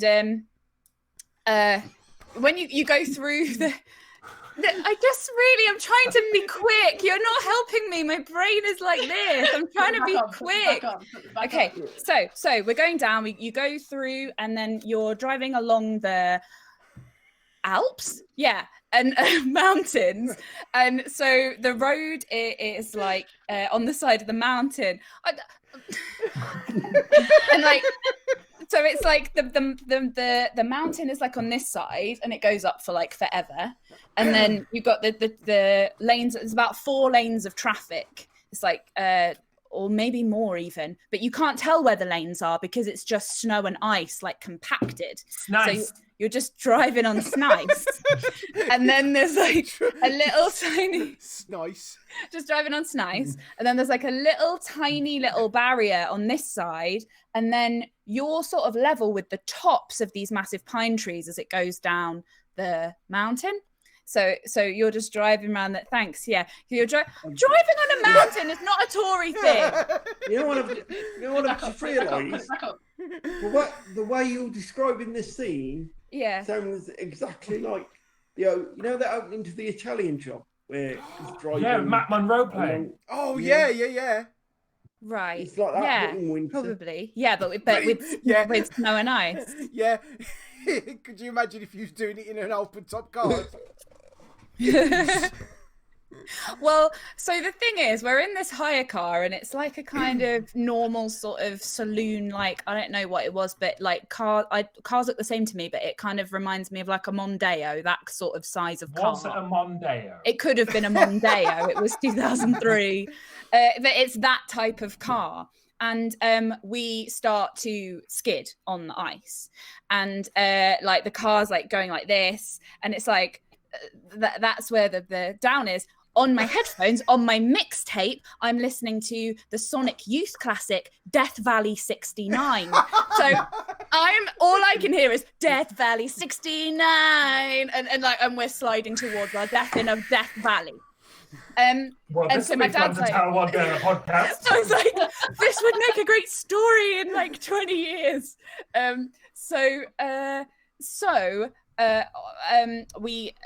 It's all like, oh my god, it's all this is not good. So we stop, and my dad realizes that the car they've given us has got summer tires on it, which is not helpful. Not ideal when you're driving up an Alp. Ideal snow. on the side of an Alp. Yeah. I don't want to say it was intentional that a German like company gave a very English family. Like, I know, but the a thing is, faulty my dad car. speaks German, I but don't like, know does what he speak Stephen's sawing German? you. What? To Steph, I don't know what Stephen's sawing you. Neither do I. Like, did your dad speak German? Or did he go, hello? Right, no, the I thing is, my would like so a car. no, but that's it. Auto. No, For Miss. I don't speak any German. Yeah, thank you. I don't speak any German. Like, I know, like, Beta, Dankeschön. Like, So you do yeah. speak some German then? That's it. The letter And Y in German really, so- really pleases me. The letter Y. Yep, Upsilon. Oh, I like the Greek epsilon. Right. Anyway, so I'm being quick, guys. I'm being quick. Expat Lou is just pointing Yeah. out that it's illegal to not have winter tyres in Germany in Right. winter. So the I think- company yeah. It was set a setup. Yeah. It was quite scary. So we managed to stop the car and couldn't like get it moving. So my dad and my brother got out. And then some other cars had started to skid as well. So my brother's like pushing BMWs up the road, and we're like, "What are we gonna do?" And they're like trying to like see what's going on. And then a police car pulls up. And a what? Oh, that's what I was saying. Yeah. So my dad speaks German, but I don't know if he actually speaks it well because I don't know any German. My dad lived with a German family for a while, so he like He occupied them. That's what you're saying. He occupied no. I mean, How could and he even? also, What a stupid. I'd like to- Anyway, I'd like to think that just because I don't speak German, I still can recognise when if somebody's someone- speaking good, I don't know if it's good German, is what I mean. It's like they're German words, but I don't know how well he's speaking it anyway. Right. So I don't know if you so get a the police shape car with the pulls grid up. right. Oh shit! So a police car pulled up in front of us, and the policeman came over. And so from quite a young age, I've been obsessed with the Broken Sword games. And there's a character in Broken Sword who's like a French policeman called Sergeant Moo, and this guy looked exactly like Sergeant Moo. So that was like her, and he just Were he you got- on drugs and it was actually George Atwell? No, I don't know. Maybe. Did you have a set of others? So he got in the car. So I'm in the back, and my mum's in the passenger seat. My dad is outside the car. My brother and him are like helping other people. The policeman got in the car and started driving with me and my mum in it, and we were like, and we don't speak any German, and he like sped off, and he was driving like so fast. We're like, how are you even doing this? And there was a tunnel a bit further up, and he went through the tunnel. And then, yeah, and then there was kind of like a lay-by, like cut into the snow at the side, and he like pulled into it, and he said some stuff in German, and got out the car, and the police car had followed us, and he got in the police car and went off, and me and my mum had just sat there, and I thought I'd heard the word kitten, and I was like, he can't be talking about kittens. And apparently, because my mum said to me about this when I was saying about what story I was going to do, and she went, yeah, because we sat there in silence for a minute, and then you went, they tell you to remain with your vehicle. So we did, because we were like, because when we were in the car with them, we were like, we're being kidnapped. I was like, I've watched true crime. He could be dressed up as a policeman, but he's actually just going to kidnap us and take us to a lair and murder us.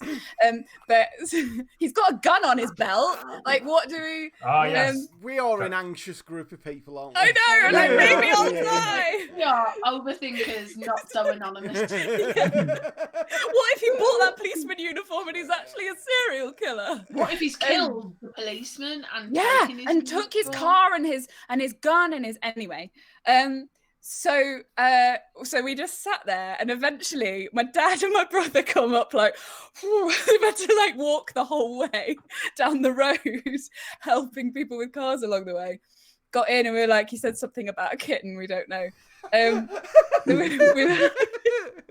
were like, there's got to be like a petrol station or something around here. We can like ask for like, you know, if there's anything we can do. And so eventually we found one. And bearing in mind, this is like, we didn't have sat nav or anything. We literally had printed out instructions from like MapQuest or something. Classic. To be like, oh yeah, this looks right. MapQuest. So going along and like it's like dark, but like there's sort of Christmas trees lit up and stuff. It's quite pleasant. And we found a garage, and we went in. It was sort of like it was like not a service station, but a bit more than a petrol station. Like it had toilets and stuff. I'll tell you what it's like. It's like a made for telly, like Channel 5 Christmas movie. Yeah. This is what it is.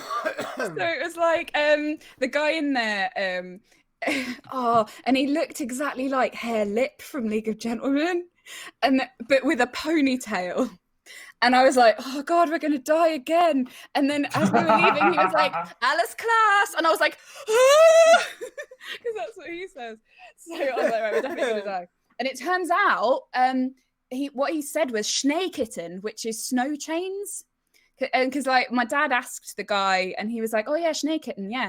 So they're like chains that you wrap around your tires, and it gives you like purchase on the if you haven't got like proper winter tires. So we bought some and they cost like a load of money. I don't know how much they cost, like €50 or something, and put them on the car. And then we were like, oh, this is great. Look at us. We can drive properly now. Yeah, cool. We're on our way.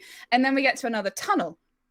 And of course, inside the tunnel, there is no snow and ice on the ground. So it's just like you're just driving on some chains. So you can only go at like 15 miles an hour, like ka-choom, ka-choom, ka-choom, ka-choom. And there's lorries behind us like, boo, boo. So we had to keep getting to the tunnel, pulling into the little lay-by bit, take the snow chains off, drive through the tunnel, pull over, put the snow chains on again all the way. We got lost. And we turned up at the hotel eventually, like, oh, thank God. Turns out it was a different hotel with a similar name that my dad had seen a sign for and just gone for and ignored the MapQuest. Never ignore MapQuest. They were like, yeah, why? And they were like, no, you need to be over in the next valley. And we were like, please don't make us drive anymore. So we went over and we eventually got there and we parked the car and my mum was like, I'm not getting back in that car until we have to go home. And we didn't. It just sat there. And in the end, it had like 4 foot of snow on it because it hadn't moved the whole time. But it looked like a Christmas card. It looked like a Christmas card. And that was what was important. So we were there and it was like Christmas Eve, which is the big day for Christmas in Europe, obviously. It's a wonderful life with cars. Yeah. And in Germany. So it's not really a wonderful It was fine. I wouldn't call it wonderful. Anyway, I'm trying to be speedy. So my mum and dad were like, well, we're here. Like, you've got to like have a bit of a ski, surely. And I was like, I guess, like, I've never skied. I'm assuming it's really hard. And they're like, no, it'll be fine. This is where it was going. This is where we were going. Yeah. So my dad, like, booked for me and my brother to, like, have a ski lesson. But it was split across 2 days. So we did, like, one on Christmas Eve and the other on Christmas Day. So went over there and the guy was like... introduced himself. His name was Rudy, but that's not what people call him. His nickname was Hoppy, right? And I was like, oh, right. Are you into brewing ale? And he was like, no. He was like, no, this is why. And he like fell to such a flirt. I was like, so he like fell to the ground. But that's how I flirt, by the way, and I'm very social. So he like fell to the ground and then like jumped back up onto his skis like a rabbit, and that's why they call him Hop. And I was like, okay, that's just showing off now. Like, He's like okay, the whatever. Like, you think you're so cool and or then, whatever. and then what did he do? Did he look at you and say, "I'm sorry, the electricity's gone"? So Never live in the doubt, sir.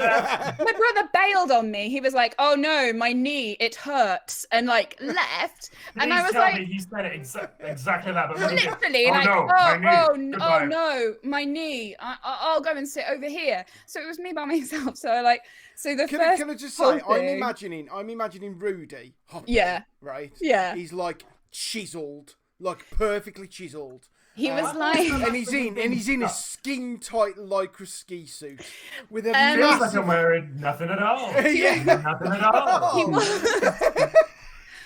he was he was an attractive man. Let me say that. Was the suit so tight you could tell what religion he was? It was quite, but it wasn't lycra. It was because it was like -17 or something. It was very cold. You had to have layers on. Anyway, attractive. Anyway, so lost my train of thought. Shitty winky. So the Train of whole thought, he's still in the tunnel. the first thing that you do is like Oh God. you got to learn I how don't to know what I'm emergency stop. That's your first thing. You got to learn how to emergency stop. So that was the only thing I learned on day one because I was bad at it. Obviously, I'm bad at skiing. I'm not known for being graceful. So you go down these little tiny slopes, and it's like. So the way that they teach you how to do the emergency stop is like. So like if these are your skis, you sort of go like that, Yeah, like a you do V, that, right? yeah. But he he was like but he would stand like at the bottom of the hill bit with his skis like that, and he'd be like, right, do an emergency stop right here. So I'd be like, come down and be like So, into his that's V. what- So we yeah. become like chevrons. You'd like Yeah. mentioned him. So we so You entered yeah. B. So basically, yeah, of these tessellated, You come down into his V. tessellating V's, and like, so I was just Scissor doing that for an hour, and I was like, "Is this skiing? Like, what is this? Is this what skiing is?" Really? And he's wearing such tight clothing. It feels like And he's wearing that's nothing at all. that is all I did. That is all I did the whole time. And it was like, right, so come back for the next one the next day. So Christmas Eve is like the big Christmas thing. So they had like, there weren't that many, it was only like a little hotel, there weren't that many people there. So they were like, Show me on the doll where he touched you. No, he didn't. No, he didn't. But like, so Christmas Eve is like the big thing. So it was like they had like a thing with like loads of food and like people were having a drink and bringing drinks around and everyone's singing. Like it was really nice. And my parents went to bed and I was like, it's Christmas, and like went a bit heavy on the bar. And Doesn't sound like you. me, so, like nearly 17-year-old me. 17-year-old, like this is, oh my god, yeah, this is like 2 months before the Vatican thing. Anyway, Oh, 3 months. so it's just leading up to that. Yeah. So I'm already on a downward slope. See what I did. The skiing. you see. So Fuck Get fucked. I nearly made a really funny joke then, but I stopped myself because it was crude. The next morning, it is like I'm supposed to go and have my second skiing lesson with Rudy / Hoppy, and I am hung over. And bearing in mind, did you have to get a message to Rudy saying? no, I went. Like, no, I went. The power's gone in the chalet. I'd be like, so all the electrics have gone off in the hotel, and he turned up the candles, and I'd be like, oh no. No, so I bearing in mind, like obviously, like I say, it's like -17 or something. So you've got to have like your long johns, and then your other trousers, and your like waterproof thing, and you like I've got 15 layers on. I'm like sweating. I'm like hot and cold sweat. I'm like, oh, I want to be sick. I'm like, oh god, I gotta go and Like I've got to fucking be on a mountain. I'm gonna die. Maybe I'll die on the mountain. And they'll be like, who is this sweaty corpse? I'll be like, oh, what is this? So I go down and he's Isn't that all our dreams we found on the mountain and only described as the sweaty corpse? who is this sweaty corpse? Who is this sweaty corpse? End of life. I worry about a lot. So I went down and he was like, right, we can go up onto the first level of slope today. And I was like, but I don't know how to do stopping. I don't know how to do anything else. And I was like, oh. And so it wasn't like a big ski lift. It was one of those where you hold on to this thing and it pulls you. So I'm like, oh God. Oh, imagine going up that with cerebral palsy. Oh God. It was bad enough for me, so I can't imagine. Oh. It was, and the thing is, because it's like the nursery slope, you are surrounded by 5-year-olds who are so good at skiing. They're like this big, and they're like, shoo, shoo, shoo, and you're like, ugh. And so I was like, okay. So I got to the top, and to me, it looks like the biggest mountain like ever. Like, why have you brought me to the Matterhorn, you fucking evil bastard? And he was like, no, it's fine. This is literally like step 1, where all the tiny kids are, and me and Rudy. Who's like, yeah, come on, let's go. This is great. And he keeps saying things like, I'm German, I demand perfection. And I was like, so saying that. But conflicting feelings about you. Who is this man? I don't know, but I was like, did I dream you? I don't understand. So I was like, so obviously, because I was hungover and also me as a person, I kept falling over. So yep, that's it. So I'd go down a little bit and then just be like, oh no. And, like, fall into I really the hope it was with that. Oh no. But really stunned. Oh no. But like, do you know how like when you like if you fall off a bike, it's quite a slow process. I'd be like, oh no. And every time you do it, there's like a 3-year-old that's like shh, shh, shh, shh, past you doing like tricks. And but the thing is, when you fall over and you've got skis on your feet, it's really hard to stand up again and not like fall down the mountain. So I had to, the only way I could make myself do it was to keep unclipping my boot things from the skis, putting the skis back in position to be like point down the hill, and then clip them back on my feet and then go a little more way and then go, oh no. And I fell over so many times. It's just like you got snow chains on again. Yeah, and like But when I fell over in an act of solidarity, he would do it as well, but then flip to his feet, and I'd be like, I can't stand up. You know, when he fell over, he didn't fall on top of you, did he? And stare longingly into your eyes. It gets worse. I really hope one of the times that you fell down, you went, it's like a Christmas card. It's so beautiful. And so in the end, I got near to the bottom and I fell over and I went, I can't do it anymore. I'm so hungover. And he went, come with me. And I was like, okay. And we like walked down the last bit, like walked round the corner from the bottom of where like the bottom of the slope was, where everyone was going back up it again. Round the corner and down a bit, there's a cafe, and this beautiful man went in, bought me an apple juice, bought himself. He was like, sit down. We had a little sit in the cafe. He was like, come on, you're gonna be all right. And I was like, thank you. I just like feel really like I'm so hungover. I'm just not in the right place right now. I can't stand up properly. Everything's spinning, and I had a lot of weird clear liquids to drink in the bar with strangers.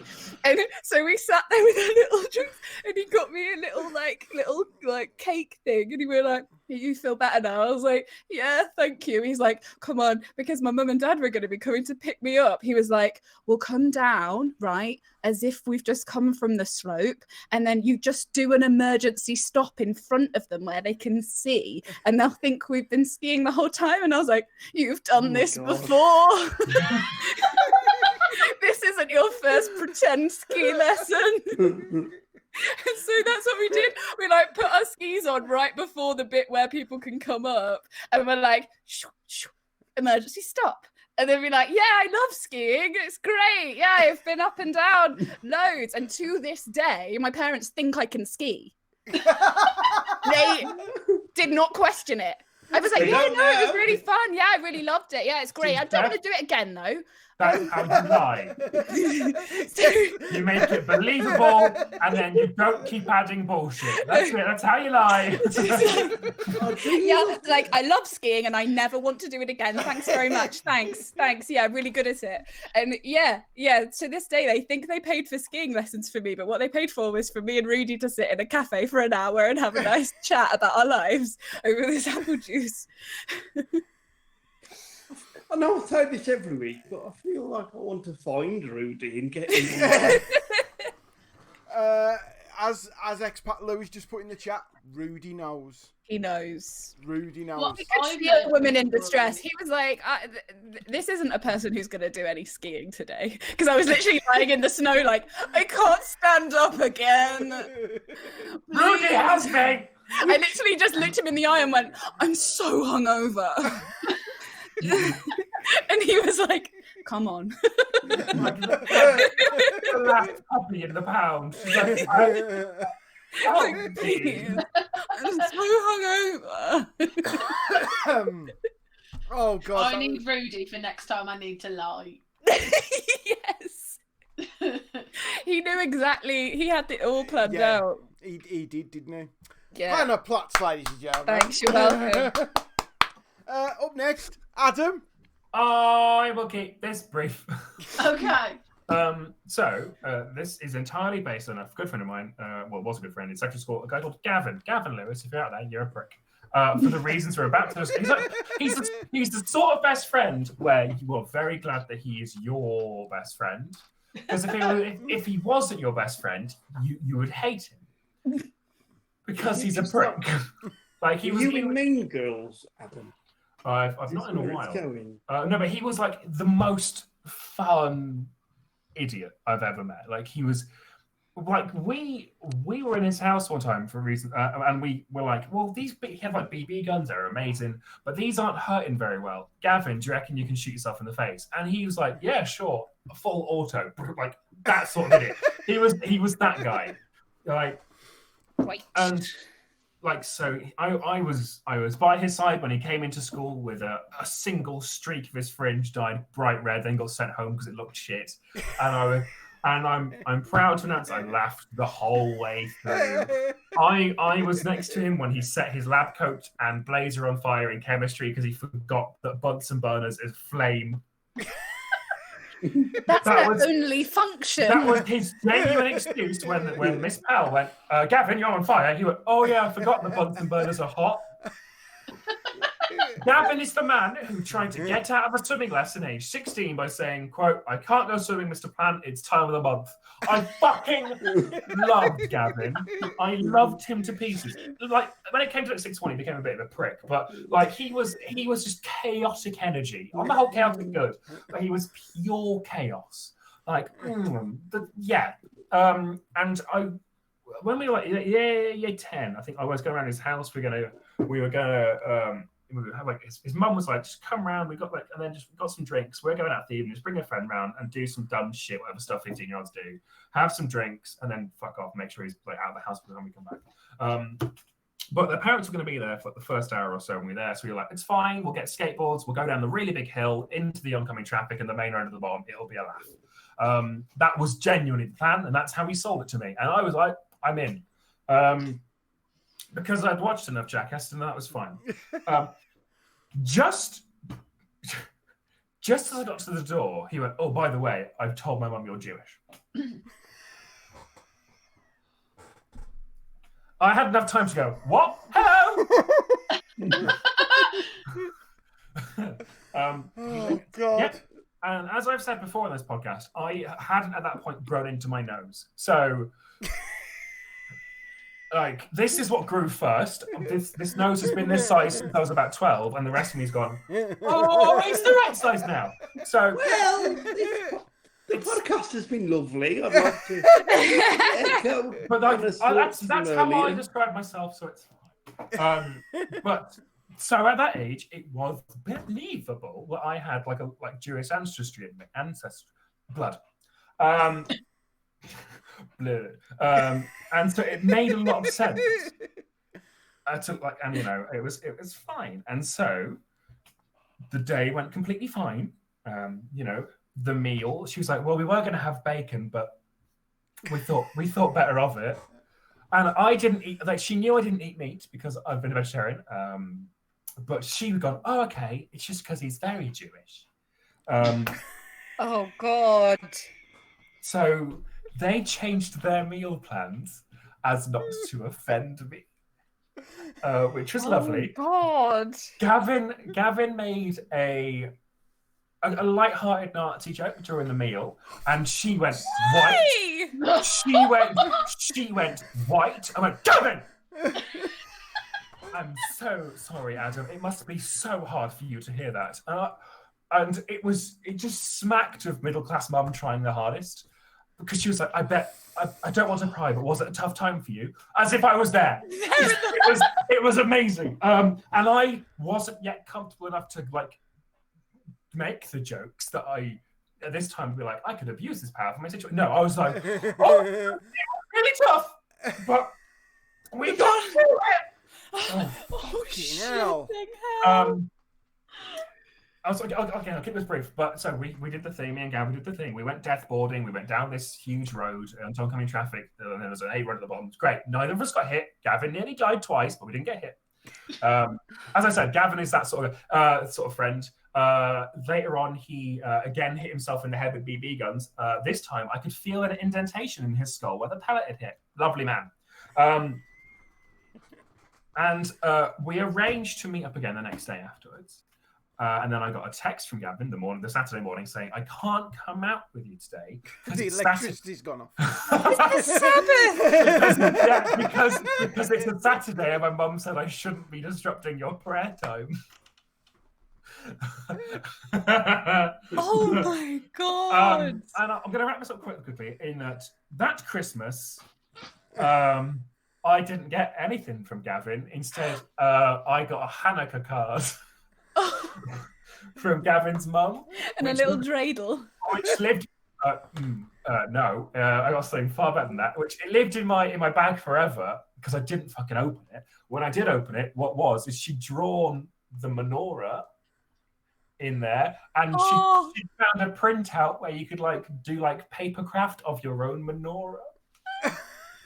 Oh, that's so adorable! But think about this. She's gone, what a gift for a Jewish child. What won't she have access to at home? Religious materials!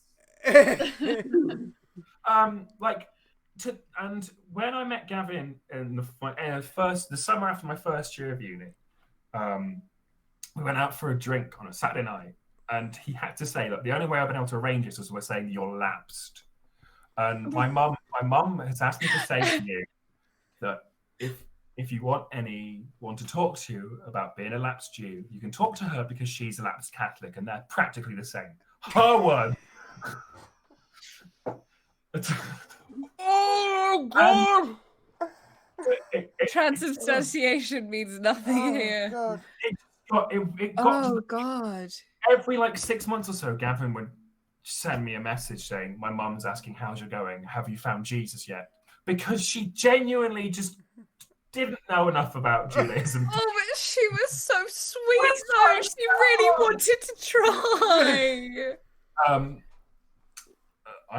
I've deliberately left out the best to last, which was that when I got to Gavin's house, she went and she showed me where everything was, the toilet and stuff. And there's the bathroom, but I've got to ask, are you?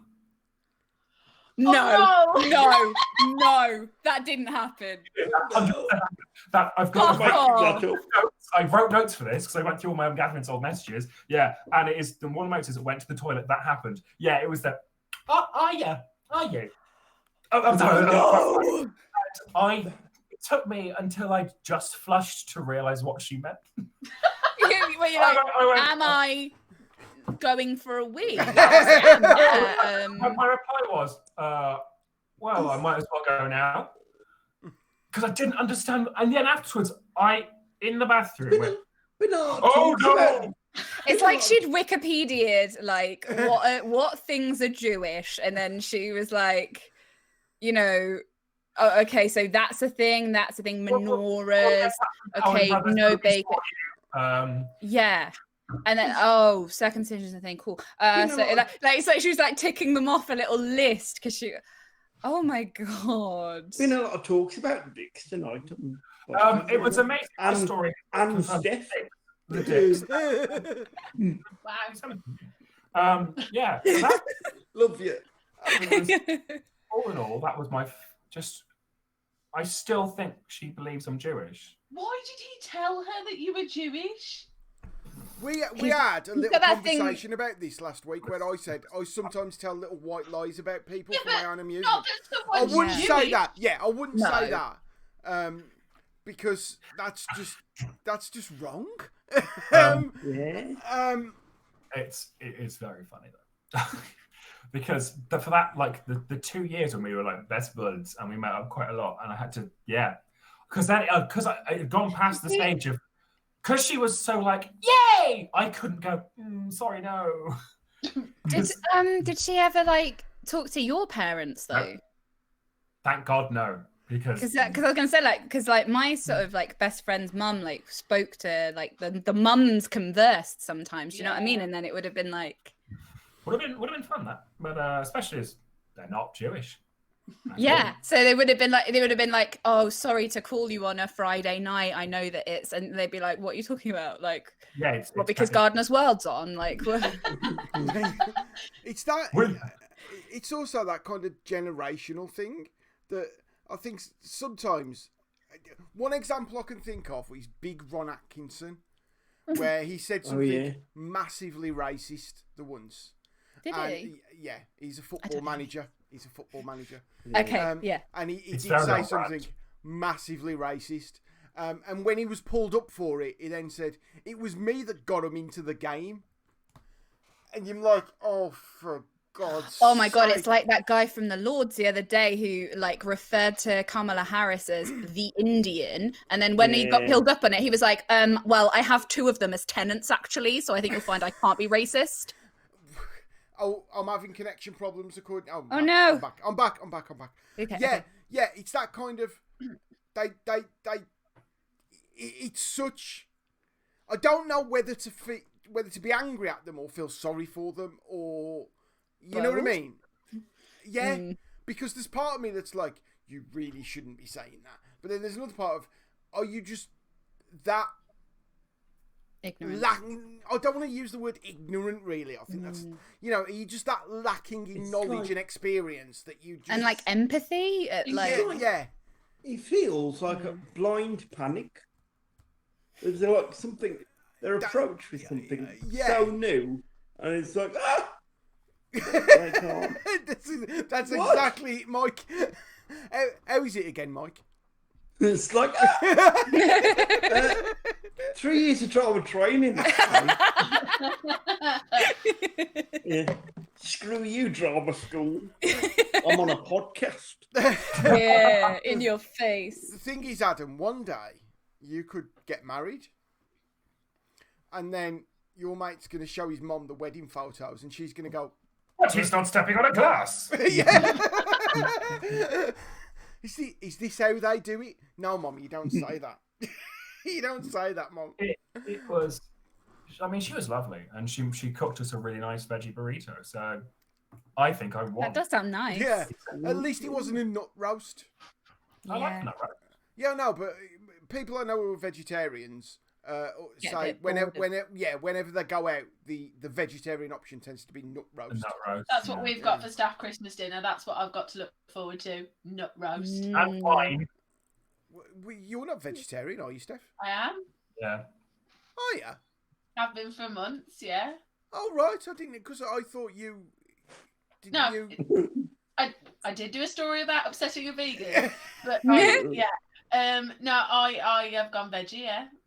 All right. Oh, no, well, Bloody hell. good for you.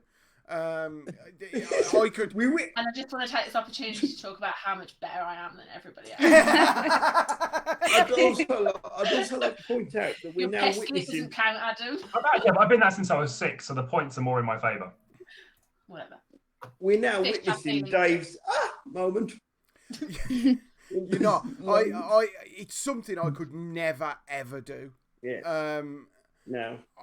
I'm just like, take every conceivable animal you can and put it on my plate. Genuinely, the only thing that makes me go, oh my God, on the drive home from work, and normally I've missed my lunch, there is an advertisement for the 3 new quarter pounders at McDonald's. Oh. I'm fully aware McDonald's is meat at the best of times. So as I drive past, I go, ooh. Does that count? And then remember that I hate it. Yeah. The only thing I genuinely miss is pepperoni. Oh. And that's because I bought some corn pepperoni and it was It's not like the same, is it? Play-Doh. It's the texture that's wrong. And like I tried a bit and it was horrible, and it doesn't, like, you know how meat sort of like melts as you eat it?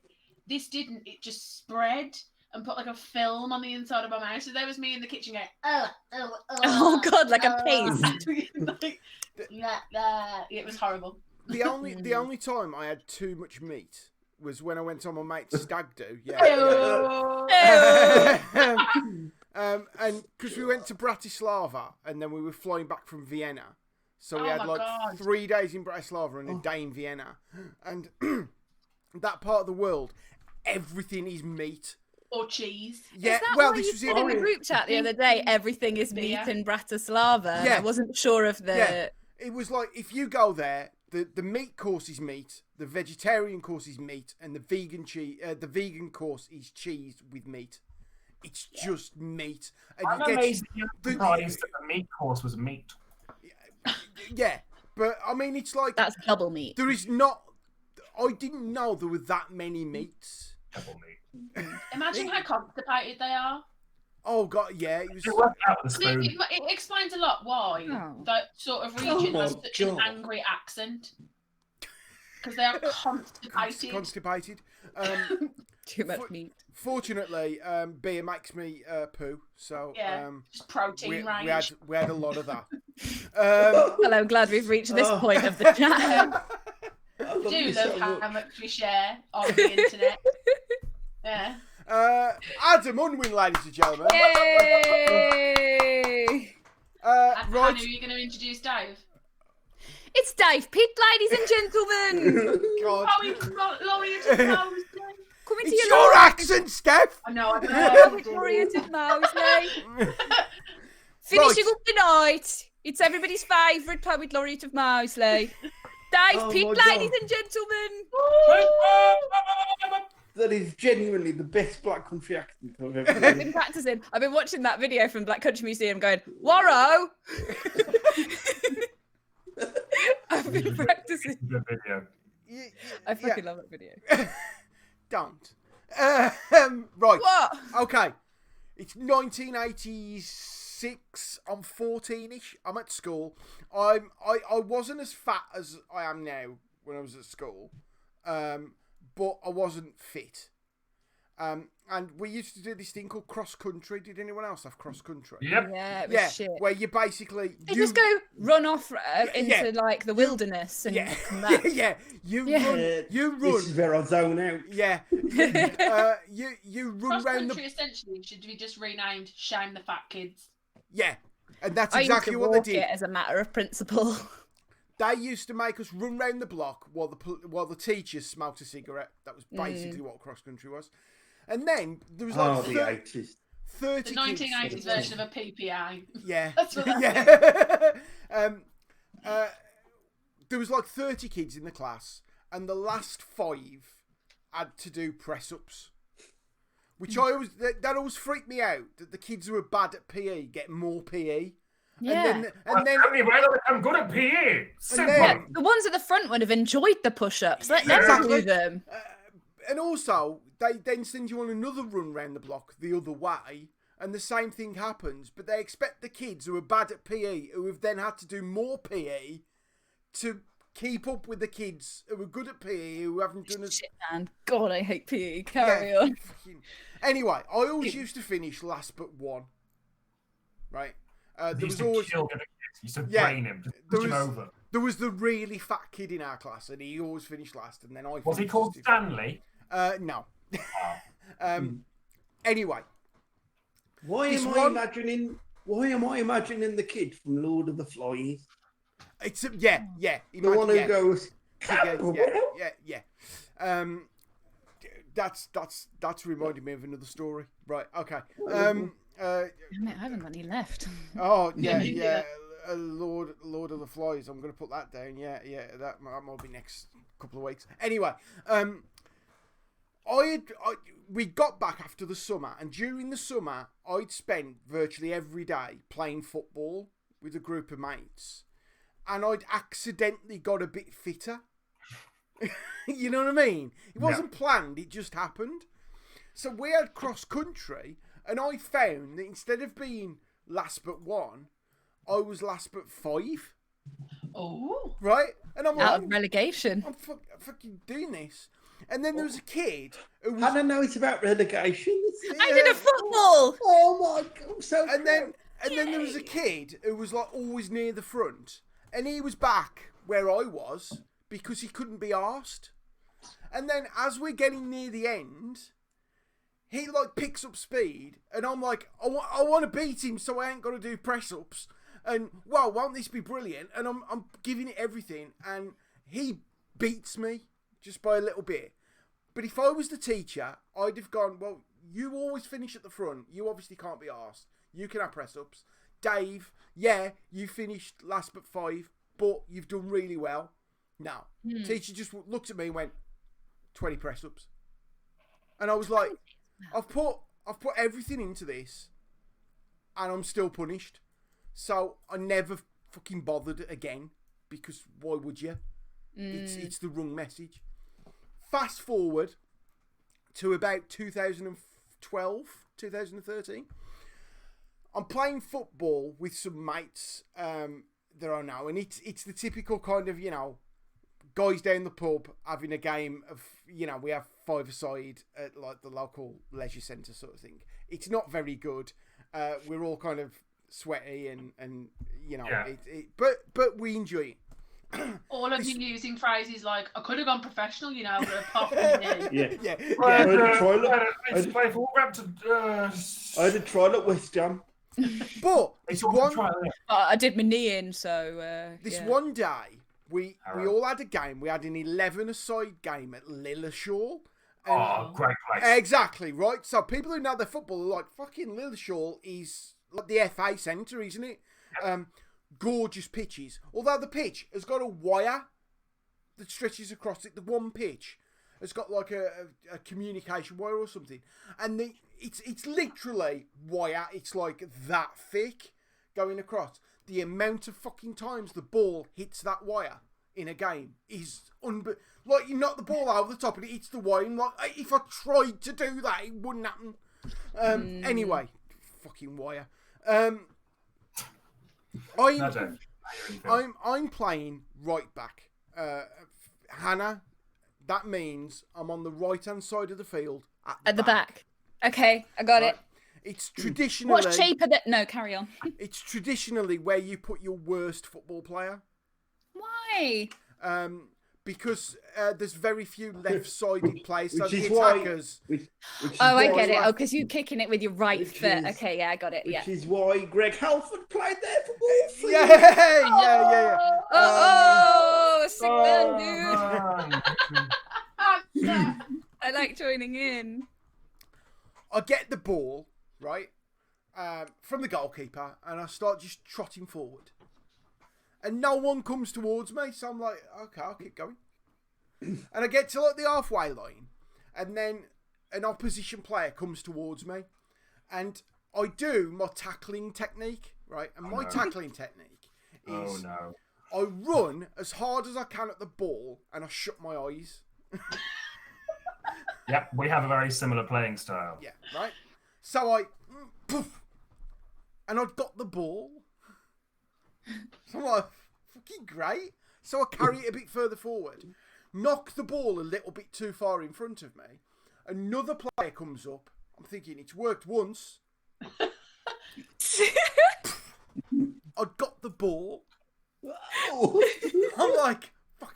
Right, I'm about halfway into the opposing half at this point, and I'm fucking knackered because I've just run 60 yards.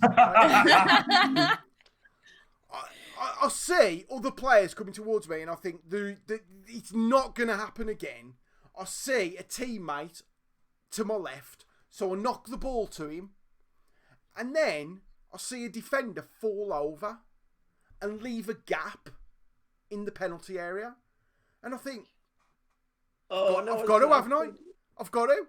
That's the law. So I went running forward. I am giving it everything. Like, my fucking muscles are pumping battery acid. You know what I mean? I get into the box. This ball comes over. The goalkeeper's out of position. This defender's fallen over. And this ball comes over. And I'm seeing it. I can see it. I'm going to score with a header. I have never scored with a header before. The ball comes over. I give it absolutely everything. It then dawns on me I'm a little bit too far away. But if I dive, I can do it. I am going to score a diving header. Right? I have taken on 2 players, laid it off. I've set this up, and I'm going to score a diving header. And I run forward, and the ball comes over, and it goes and just brushes my hair. And I just collapse on the floor, and I have given it everything, and I'm like, fuck. And then I hear the guy who was the captain of our team, who was playing centre back, from the other end of the pitch, shout, "Dave, get back up here, you fucking lazy cunt!" And I was back there. I was back when I was at school, being asked to do them fucking press-ups. No. And I'm like, why did I bother? Oh. And the moral of that story is, don't fucking try. No, Hey. don't do that. Fuck off, is that the moral of the story? Moral. Fuck off, is that the moral? Right. That teacher was a fucking nonce, right? The teacher who made me do that was a fucking nonce. He was one of the teachers who used to mess with the kids, so fuck him. And that guy who was the captain of our team, the only reason he was the captain of our team was he insisted on being the captain of our team because it was his ball. And he was 36. He was 36. And because it was his ball, he's like, oh, I'm captain. You're 36, mate. Right? That's what you used to do when you used to go out to the park. Yeah. You can use the ball, but I have to captain. So fuck him, right? You do. So try the moral hard. of the story is You do try hard. Bring you know the ball and you'll be captain. the moral of the story is like No. arseholes will be arseholes. Fuck those arseholes. Yes, They fuck those can arseholes. go And you do try not hard. literally. You do try hard because when you do try hard and you work at it and you do things like writing every day and you do things like stories every day and you push it and you push it and you push it until eventually you end up doing a fucking podcast with 4 of the best people I've ever fucking met. So there you go. You do another Dave. podcast. Yay! Yay! That was the perfect response to that, Steph. I'm so fucking I'm so happy. This is. That's how you do a quick story. Dave Pete, ladies and gentlemen. I clapped. Fuck the rest of you. Yeah, thanks. I do sign language clap, so I don't hit my mic. That's why. Oh, there was me thinking you were genuinely being accessible. I'm being accessible as well. I'm just joking. So that was the thing, folks. Let's just consider in this show we've had the phrase "sweaty corpse." Yeah. Who is this? And I Remember that? talk quite openly about my balls. Which Yeah. feel like we've is reached the a new thing. level. I can been on see a journey. you're currently It's the looking thing off that, camera to your mum, who's going, To be honest, I Not think everyone not can again. be. yeah, yeah, your dad's there going, you got him into this, are you? Hey, bloody hell. He's on the internet talking about his knackers. It's because he went and did that dancing when he was a kid. Yeah, if you've enjoyed this, follow us on the socials and Ko-fi.com/stories from the smoke room. I have some Tory pictures to upload on We have some Instagram Tory now. pictures to upload. Yeah, follow us on the socials. That was a lot of fun. We're doing the lock-in next week.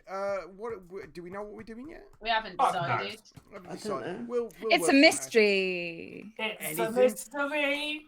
Anything can It's happen a at the lock-in. mystery. Can I just say, Mike, it's nice to have you back. Yeah, oh, it's good to be back. Yay! I'm glad that your balls are working fine. I'm not, I don't think I was actually I don't think I was actually in any like actual danger. I think it's just a Oh, bit. Lord. No, I but it must think- have been very unpleasant all the I same. mean, it The wasn't, the moment anything to Yeah. do with genitals is involved, you're in danger. I've had better Have a holidays, good put it that time. way. Yeah, you've Yeah. had better Halloweens. Yeah. Yeah. I mean, I've already done my stories about my my. Yeah, you have. I genitals, remember. Oh, yeah, we've so- talked Yeah. about your Yeah. genitalia in Lent as We're well. talking Yeah, about yeah. testicles, Did yes. you? Did you not also tell one in the original story, Clan? And that kid came up and high fived you. Yeah, I think so. This is the story. Yeah. Yeah. But what I'm saying, guys, Someone is pays quite attention. funny. So yeah, that was the thing. Thank you for joining us, folks. Much It's a appreciated. fucking long one. It That was a long one. It wasn't as long as I thought it was going to be. After We didn't We're start nearly till late. half an hour. Yeah, you're Which sick. actually is what the surgeon said. Sorry. So anyway, I love you, Mikey. I love you so fucking much. we're going to be back again next week, same time, same back channel.